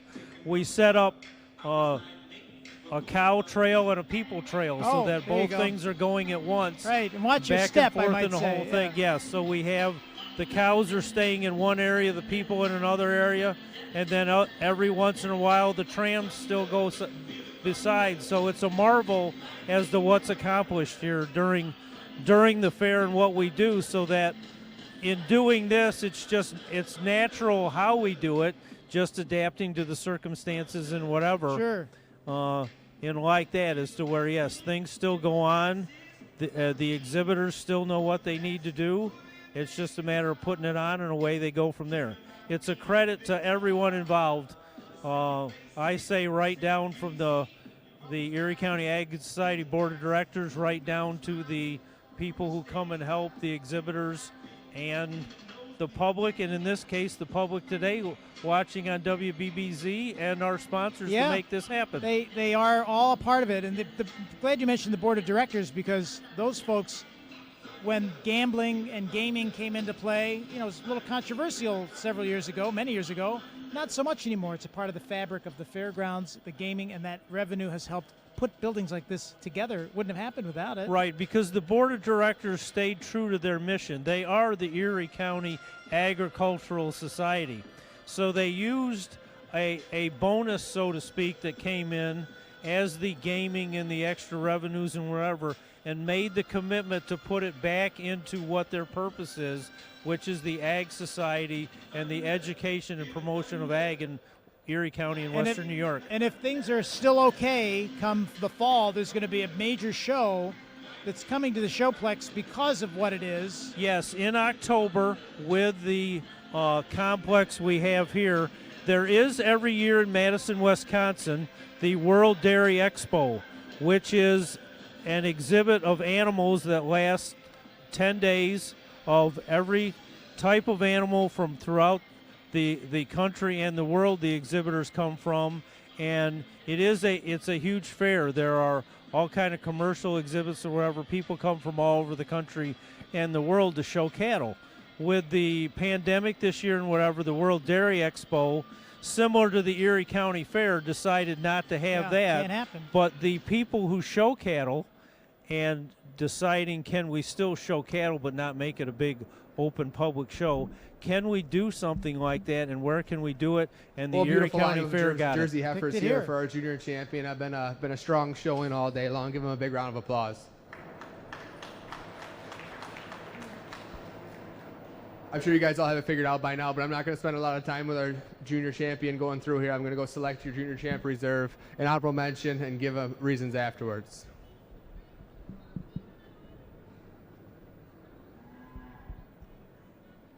Right there he goes, right in the middle. Right, there's number 1. There's the reserve. Honorable mention right there. Junior champion today will be on your fall calf. For me, a very logical winner. A heifer with so much balance. A heifer that moves on a tremendous set of feet and legs. She goes over our first place spring yearling, another heifer with beautiful feet and legs. A heifer that moves so nicely around the ring. I give the advantage of the fall calf. Just a little more drop in balance and spring to her midsection here today. Our spring yearling over our summer yearling. Our summer yearling, a very dairy frame, straight-lined heifer. A heifer maybe just not quite as clean cut, and I'd like to change the way she moves. Doesn't move quite as fluid as our spring yearling does. But 3 beautiful heifers for champion. Congratulations. Congratulations. In our Jersey division, your junior champion will go to Matt Palmerton of Delavan, New York. Reserve champion will go to Maggie Winspear, and honorable mention to Jillian Bond. Now in the ring, we're going to look for all firsts and seconds out of our lineback division. March Calves first place will go to Wesley Richmond of North Collins, New York. Second place in that division, or that class, I'm sorry, is Jillian Brewer of Oakfield, New York. First place intermediate senior yearling goes to Caden Herman. First place lineback senior yearling went to Ava West. After this class, we'll look for all firsts and seconds out of our milking shorthorn, followed by red and white and grade. A reminder that we're going to need the champion and reserve champion juniors back to ringside to compete for all breeds junior champion. So your Holsteins and jerseys of those that are showing today are coming together here. Yes. If you are just showing heifers and you do not have any cows, we are not bringing back the juniors to compete for champion of the breed. We'll just have a junior show and a cow show. We will not bring those back together. So once the junior show is done, you are done showing at that time. So that means that when the heifers are done, a lot of shows, the heifers compete against the cows for overall champion. The judges already decided the cows will be his overall champion. Okay. And right now we're seeing These are the linebacks. Yep. Various colors, shapes, and designs. we'll see Yeah, where he goes with weights, that. You know, I noticed in the last class there was one animal. Really nice efforts in contention for junior champion of our lineback breed here. I'm going to go select our junior champion. This big red heifer will be our junior champion today. Our first place spring calf will be our reserve, and our first place fall yearling will be our honorable mention. For me, a runaway junior champion, this big red heifer, she shows straight in her lines, a heifer that moves beautifully. Just use her overall maturity, overall straightness of lines with the chest here, bloodiness up through her shoulder, go over our March calf, that's reserve. Reserve over our honorable mention. I prefer the way she moves out on, handles her rear legs today, take nothing away from our strong fall yearling here today, but 4 really nice heifers. Congratulations. Congratulations in our lineback division. Your champion junior under the linebacks will come from Caden Herman of South Dayton, New York. Reserve will go to Wesley Richmond of North Collins, New York. And honorable mention to Ava West of Cattaraugus, New York. Now in the ring will be our first and seconds out of our milking shorthorn divisions. First place fall calf was exhibited by Madeline West of Gowanda, New York. First place summer yearling exhibited by Alyssa West. And out of your junior yearling class, first place was exhibited by Travis West of Cattaraugus, New York. We're looking for all first and seconds out of the red and white division. Back to ringside, first and seconds out of the red and white division. Please join us ringside so we can select our champion and reserve champion junior females. First and seconds out of the grade division, please be making your way to ringside at this time. This will also be the first call for all cows. All cows, this will be your first call to ringside. We do not have a very large cow show, so we will be looking for all of you to ringside. They'll do that Also a quick. reminder that we will select an all breeds junior champion and reserve all breeds junior champion. So after the selection of our final breed, we will look for those back in the ring to select a champion and reserve champion all breeds junior champs. So this is the part of the show where if you're still in and having to come back, you're excited. Yeah. If you're all done, you've sighed a breath of relief and go, oh, we're all done. We can relax and whatever, job well done, and enjoy the day. This is the tenser moment because if you keep coming back, it Three means beautiful you've got a heifers in pretty good contention animal. for our junior champion today in our milk and shorthorn breed. And today, I think our oldest heifer here, our spring yearling heifer, will be our junior champion. A heifer showing me so much more width and balance all the way through. A heifer will show me a lot of mass to her midsection. She'll go over our summer yearling just on her overall mass and spring to her rib. And she goes over our first place fall calf. I just prefer the way she moves out on her feet and legs today. I prefer the shape and the view to her rear legs here, especially from the side. But congratulations, 3 really nice heifers. Congratulations out of our milking shorthorn division. Your junior champion will go to Travis West of Cattaraugus, New York. Reserve will go to Alyssa West, and honorable mention to Madeline West. Now in the ring, we'll invite our first and seconds out of the red and white division. First place March calf exhibited by Peyton Bennett of Arcade, New York. Second place March calf exhibited by Chloe and Claire Lamb of Oakfield, New York. This is red and white. Yes, First red, place white intermediate Holsteins. calf was exhibited by Heather Woodis of DeWittville, New York.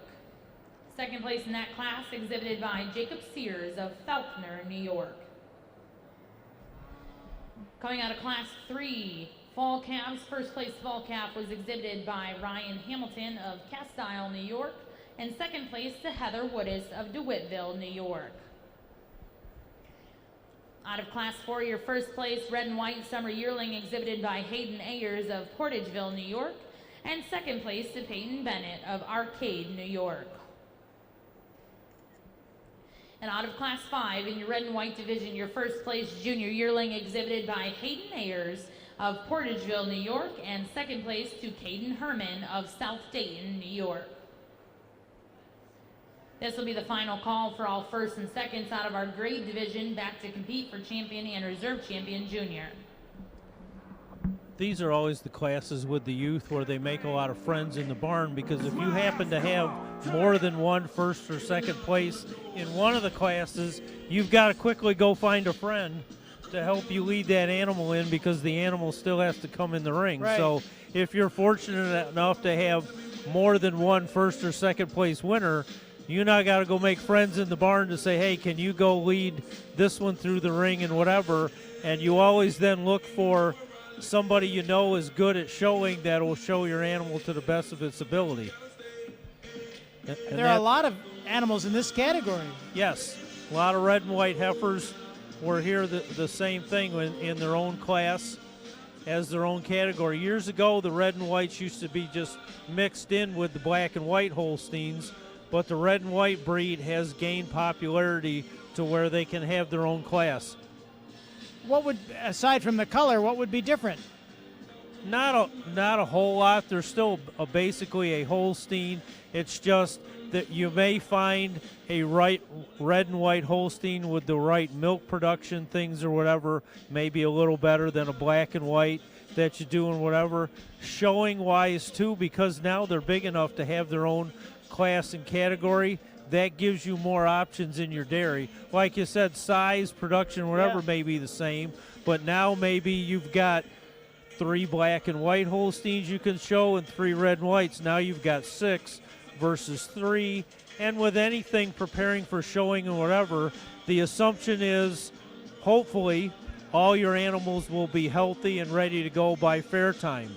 If you have more than one, you have options in case something happens. We mentioned that with Larry earlier in our streaming feed. The veterinarian has to come and check out these animals to make sure that they're healthy. Yes, all shows, fairs, and everything, you have to have a veterinary certificate showing the animal has all the proper vaccinations and whatever to present when you get to the show to even unload your animal. Yeah. So again, a lot of health concerns and everything we've been doing in the agriculture show fair world for years, so that it's really the pandemic we're in now really isn't any different in how we prepare to go to shows. Give these red and white exhibitors a big round of applause.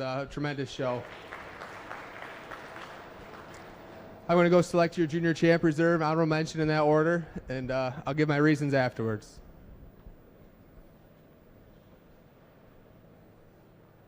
He's got a tough choice in this class. Yeah. He's pacing pretty good. All of them, really. Yes. He's coming down. I think he's kind of been liking the younger ones today. And there he goes, right down to the youngest calf in the class is your junior champion. Wow. All the way back to the other end for his reserve. Honorable mention is probably right in the middle. Just about, yep.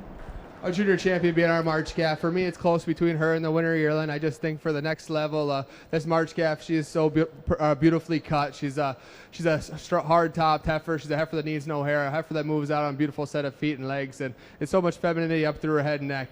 Our winner yearling, a heifer that follows her very precisely. I feel like a very dairy, feminine heifer, a heifer that moves on a beautiful set of feet and legs.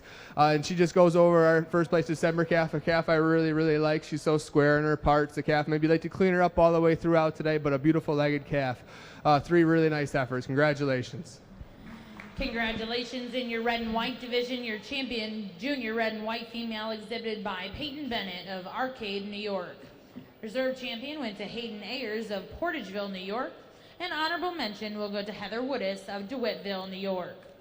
Now in the ring is our final selection of our junior shows. We'll be competing for your champion and reserve champion junior grade female. Out of Class 1, first place March calf was exhibited by Aubrey Gerhardt. Class 2 intermediate heifer calves, first place was exhibited by Brianna Cottrell. Second place in that class exhibited by Jocelyn Mesh. First place senior heifer calf exhibited by Leslie Mesh. And on Class 5, first place junior yearling was Jenna Sisminski of East Aurora, New York. Please put your hands together for all of our grade heifer exhibitors. And those are the ones that After are this coming class, out right we'll now. look for all of our the grade champion heifers reserve are the juniors ones in back there to now. compete for all breeds junior champion and reserve all breeds junior champion. This will be the second call for all milk cows. All milk cows make your way to ringside. We do not have a very large cow show this afternoon, so please all milk cows make your way to ringside. And again, with just 5 animals, our judge will kind Well, of a get really his nice mind great made up. show here this morning. I'm going to go select your junior champ reserve honorable mention. Your junior champion is going to be on our oldest heifer here, our April heifer, a heifer with tremendous width all the way throughout, and a beautiful legged heifer. A heifer uses her overall maturity here. And I'm going to follow her with our little March calf, April calf actually. Not a very big calf, but a really sweet cut calf, a calf that has some dairiness and another beautiful set of feet and legs, and she'll be followed by our first place intermediate calf. I feel it fits the same mold, a little cleaner back through her rump structures, and beautiful legged heifers all the way through. Congratulations. Congratulations. In our grade division, your champion junior female out of that division, exhibited by Jenna Szybinski of East Aurora, New York. Reserve champion Aubrey Gerhart, and honorable mention Brianna Cottrell. Now in the ring, we're going to invite all of our champion and reserves in to compete for your all breeds and reserve all breeds junior champion. So this is everybody now. This will be the final call for all milk cows to ringside. This will be the final call for all milk cows to ringside. He picked the first and second, the champion and junior champion in each breed. Now they're going to bring all those back in to determine your junior champion overall of all the breeds. Junior champion overall of all the breeds. All the breeds and the reserve and the honorable mention. And will this be the final? This will be the final part of heifers. All right. Final part of heifers, and then we have... Then we're going to cows. There aren't too many cows, so that'll go fairly quick. And then after that, you'll hear a whole lot of banging and whatever, which means the hog show will start, and they'll start running hogs up here and whatever.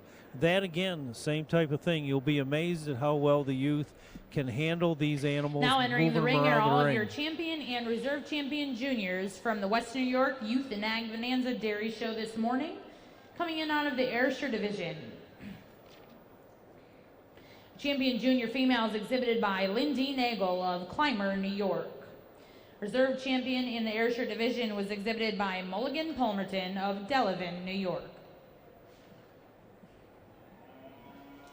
Out of your Brown Swiss division, your champion junior Brown Swiss female exhibited by Madden Palmerton of Delavan, New York. Reserve champion out of the Brown Swiss Junior Show went to Blake Hill of Cattaraugus, New York.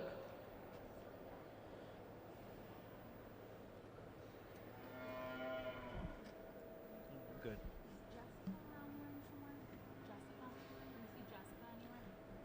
Again, you can see he's looking at them all as Out they're of the coming. Guernsey division, your junior champ was exhibited by Rhett Nagel of Clymer, New York. And reserve champion junior Guernsey females exhibited by Esther Knappenberger of Westfield, New York. Coming in out of your Holstein division, your junior champion Holstein exhibited by Mary Sweeney of Bergen, New York. Reserve champion junior Holstein exhibited by Chloe and Claire Lamb out of Oakfield, New York. And Kirby's going to bring in all these contestants, all these exhibitors. The first and second from each Junior breed. champion Jersey female was exhibited by Mr. Madden Palmerton of Delavan, New York. Reserve champion junior Jersey female is exhibited by Maggie Winspear of Oakfield, New York.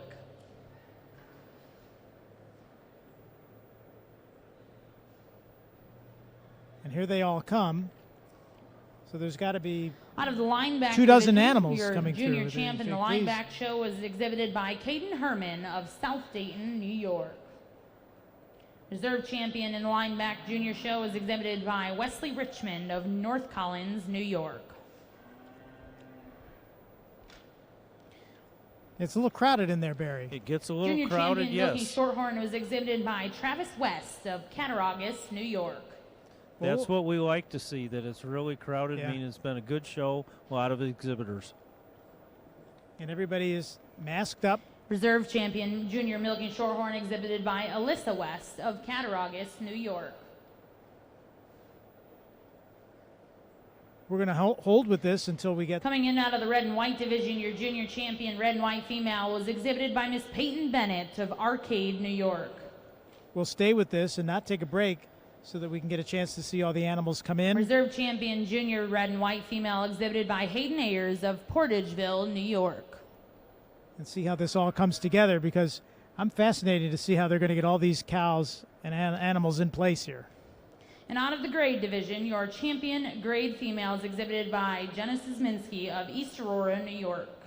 And reserve champion out of that division went to Aubrey Gerhardt of East Aurora, New York. Big shout out to our sponsors For those of you for holding standing on here ringside, for a please put your second. hands together for all of our exhibitors at the West New York Youth and Ag Bonanza. This is your junior show this morning. A big thank you to Mr. Pat Lundy as we're putting our hands together. Put your hands together for Mr. Pat Lundy. We do still have our cow show to go, but we are small in numbers, so while we have you all ringside, we'd just like to say thank you to Pat for joining us today. Hey, Pat's been a terrific guy. He's been great. Pat's been involved in the dairy industry since the day he was born, so yes. We met him.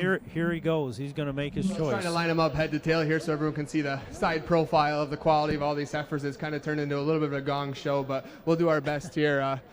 But give them one more round of applause here. Tremendous heifers all the way down the line in every respective breed. Here comes his choice. So when I do Supreme Champion, I usually think of it as the best heifer for their individual breed to go on the farthest. So I'm going to go select our Supreme and Reserve and our Honorable Mention, and I'll give my reasons afterwards.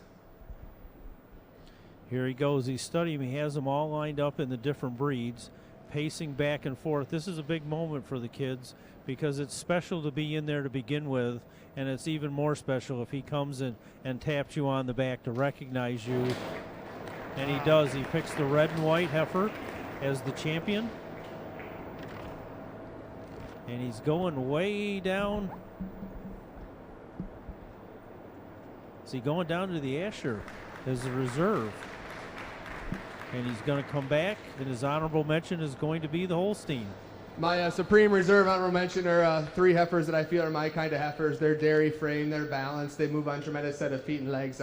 Our March calf here, the red and white, I'm usually not a guy to get this wound up on a small calf here for a Supreme Champion title, but I feel that she's the calf that could go on the farthest. I feel she really exemplifies what we're looking for here today. She's so straight in her line, she's so balanced in her frame, and she moves on a beautiful set of feet and legs. I feel like the future is bright for this calf. She goes over our Ayrshire heifer, another very dairy frame calf, massive in her rib section, a heifer with a very feminine head and neck. And she just uses her advantage, just moves a little bit smoother than our first place December calf, Holstein. The Holstein calf, another calf, I just love her balance all the way through. She's so hard top. The calf that maybe just like to change the way she moves, just a freckle here today to get her above these other heifers, but tremendous heifer in her own right. Congratulations. Congratulations to our All Breeds Junior Champion. We'll go to Miss Peyton Bennett of Arcade, New York with her Red and White Junior Champion female. Reserve Champion's going to go to Lindy Nagel of Clymer, New York with her champion Ayrshire Junior female. Honorable mention to Miss Mary Sweeney of Bergen, New York with her Junior Champion Holstein female. We are going to roll right into our cow classes. We will get started in the Ayrshire division. We'll be looking for Junior 2-year-olds, a single entry from Travis West. Once again, we're looking for all cows to ringside as we do not have a large cow show this afternoon. So we're going to look for all cows to ringside. And while we do that, currently entering the ring, we will be looking for Class 10 Junior 2-year-olds, an entry from Travis West out of the Ayrshire division. We'll probably see if Peyton does come back to get her picture taken in front of the big sign. I hope so. She's probably out there getting congratulations from everybody. Yeah. Well, while we wait for Peyton to come back from Delavan, New York. Time for a break if you need one. It is Barry Landsberg, so we'll be back here from the Showplex in Hamburg, New York. Barry Flansburgh is here. We'll be right back.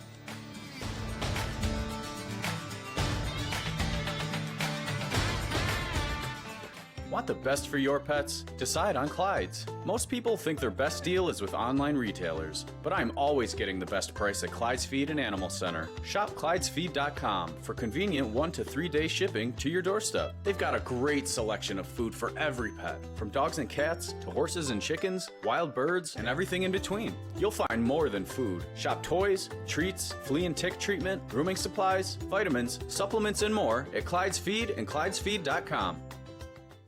Hello, I'm Ross Salvatore, wishing all the youth competing in the Ag Bonanza good luck. I'm sorry I can't be with you in Hamburg.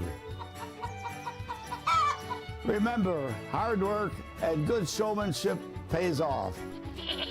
I hope to see you and your families soon at Russell's Steaks, Chops, and more.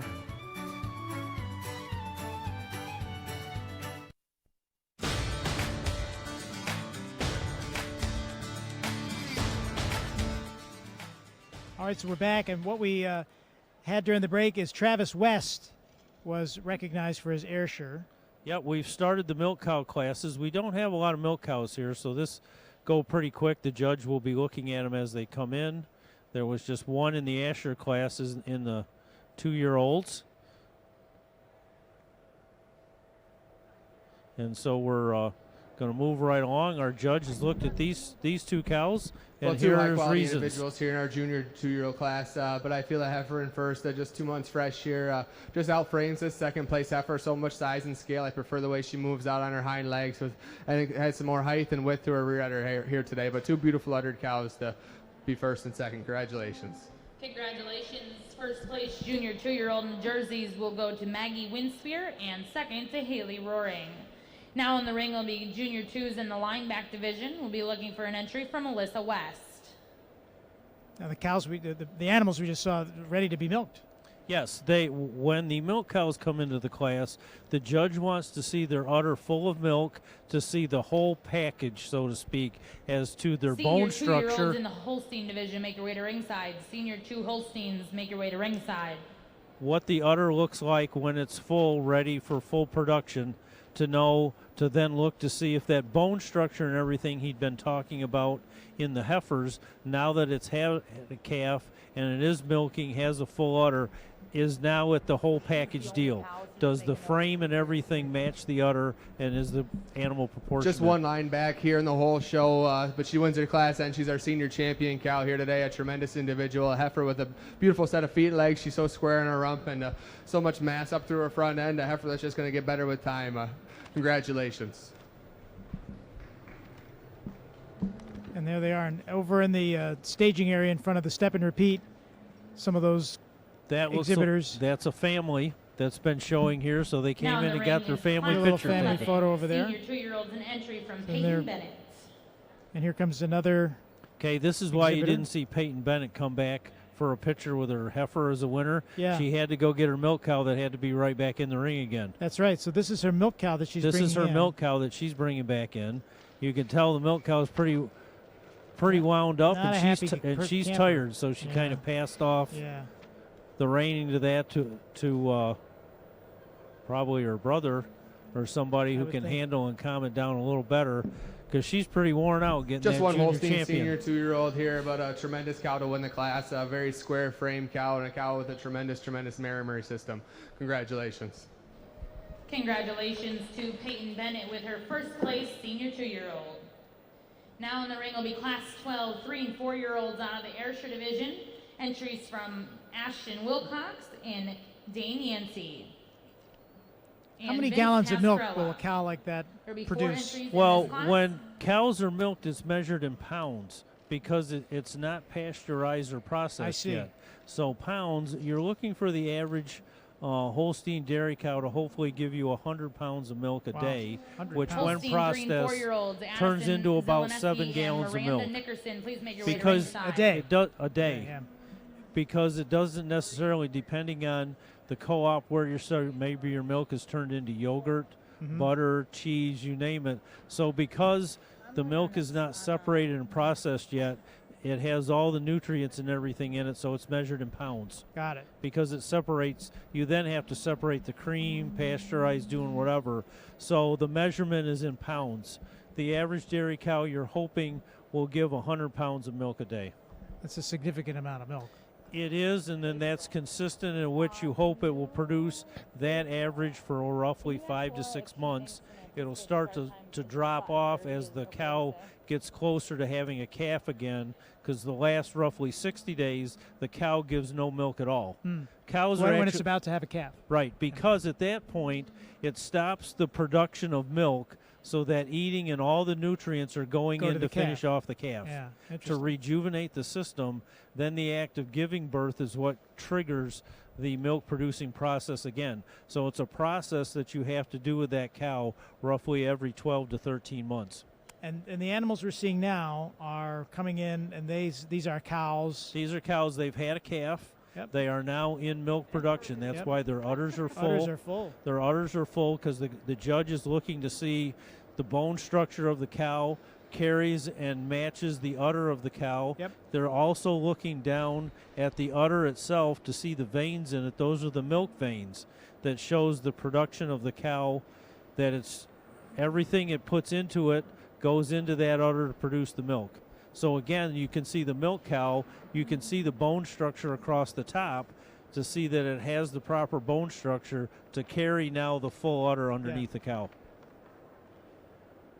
Because again, if you have a fat milk cow, it means it's eating and it's going in to producing fat versus producing milk. So you want to see that lean bone structure across the top. See those bones and see those ribs. Yes. Is it uncomfortable for the cow to be so full of milk and being exhibited like this?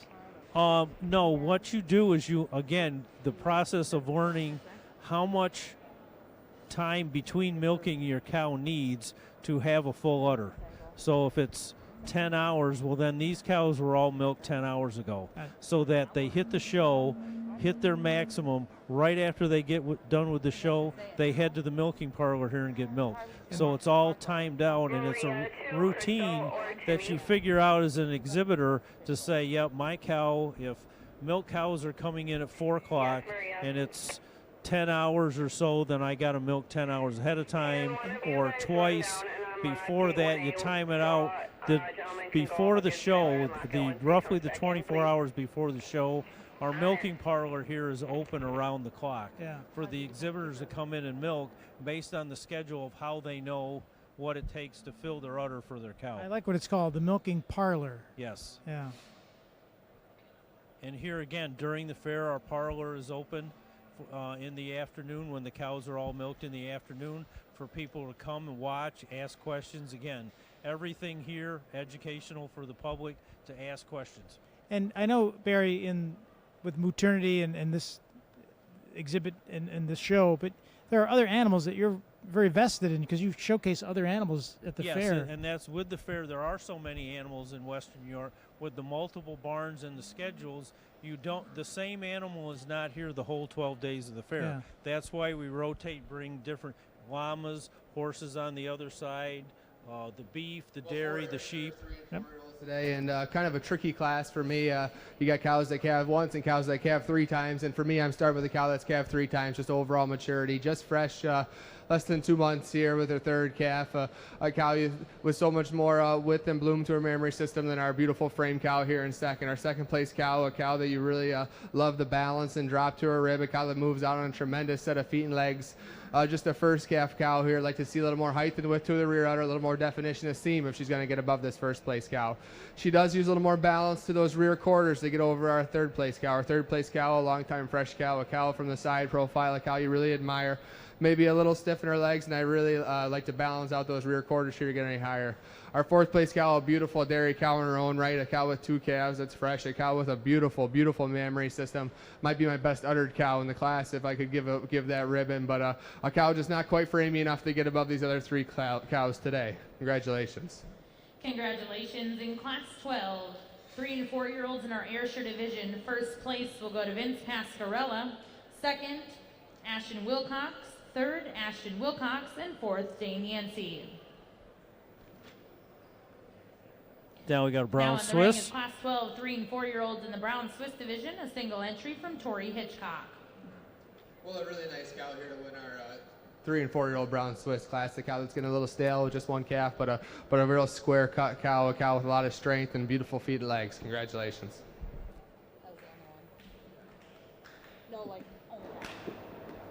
And she's also our only brown Swiss cow on the show. She'll be our senior and grand champion as well. Congratulations.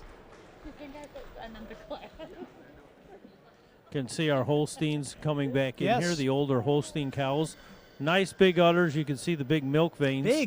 Big, yes. Big milk veins, Lots of yes. capacity. There's a nice shot. You can see the Yeah. full udder, the milk Now in the ring veins. is Class 12, 3 and 4-year-olds out of the Holstein division. Entries from Addison Zeleneski and Miranda Nickerson. How long does it take to milk a cow? After this class, How long does Class it take to 12, milk a 3 cow, and Barry? 4-year-olds in the Jersey division will be looking for Gavin Carpenter, Elijah Richmond, Kyle Carpenter, and Cole Depends on the Nickerson. cow. About 5 to 10 minutes, depending on the size of the other amount of milk and whatever. And again, in the dairies, the cows, based on their age, capacity, and whatever, all are in groups together, so that if you have a group come into the barn to milk, if they're all take about the same amount of time and the rotations and doing whatever, depending on the dairy, whether you have a rotary milking parlor or whether you have freestall, herringbone, there are different styles of how, and then again, the type of breed you have and what you're milking is determined by the equipment and setup of your milking parlor. 5 to 10 minutes. Yes. I would have thought at least an hour. No, because again, the animal is conditioned, programmed, and made when their udder is full and it's stimulated to let the milk out it comes. Yeah. That's it. It's not a lengthy process because again, the animal is their style and breed is to, when it's time to be milked, it's milk. You let the milk down, you get over and done with, and out you go again. Yep. Well, just two 3- and 4-year-old and a Holstein breed here, and two tremendous cows. Starting the cow that has 3 calves, fresh since July, just a month fresh. So much bloom to her mammary system, showing me a little more height than bloom to her mammary, or rear udder especially. A cow I give the advantage in a rump structure. I prefer the slope from hooks to pins, and a cow I also feel that she moves a little freer on her feet and legs today over our second place cow. Our second place cow, just 2 calves, but a tremendous cow. You love the vein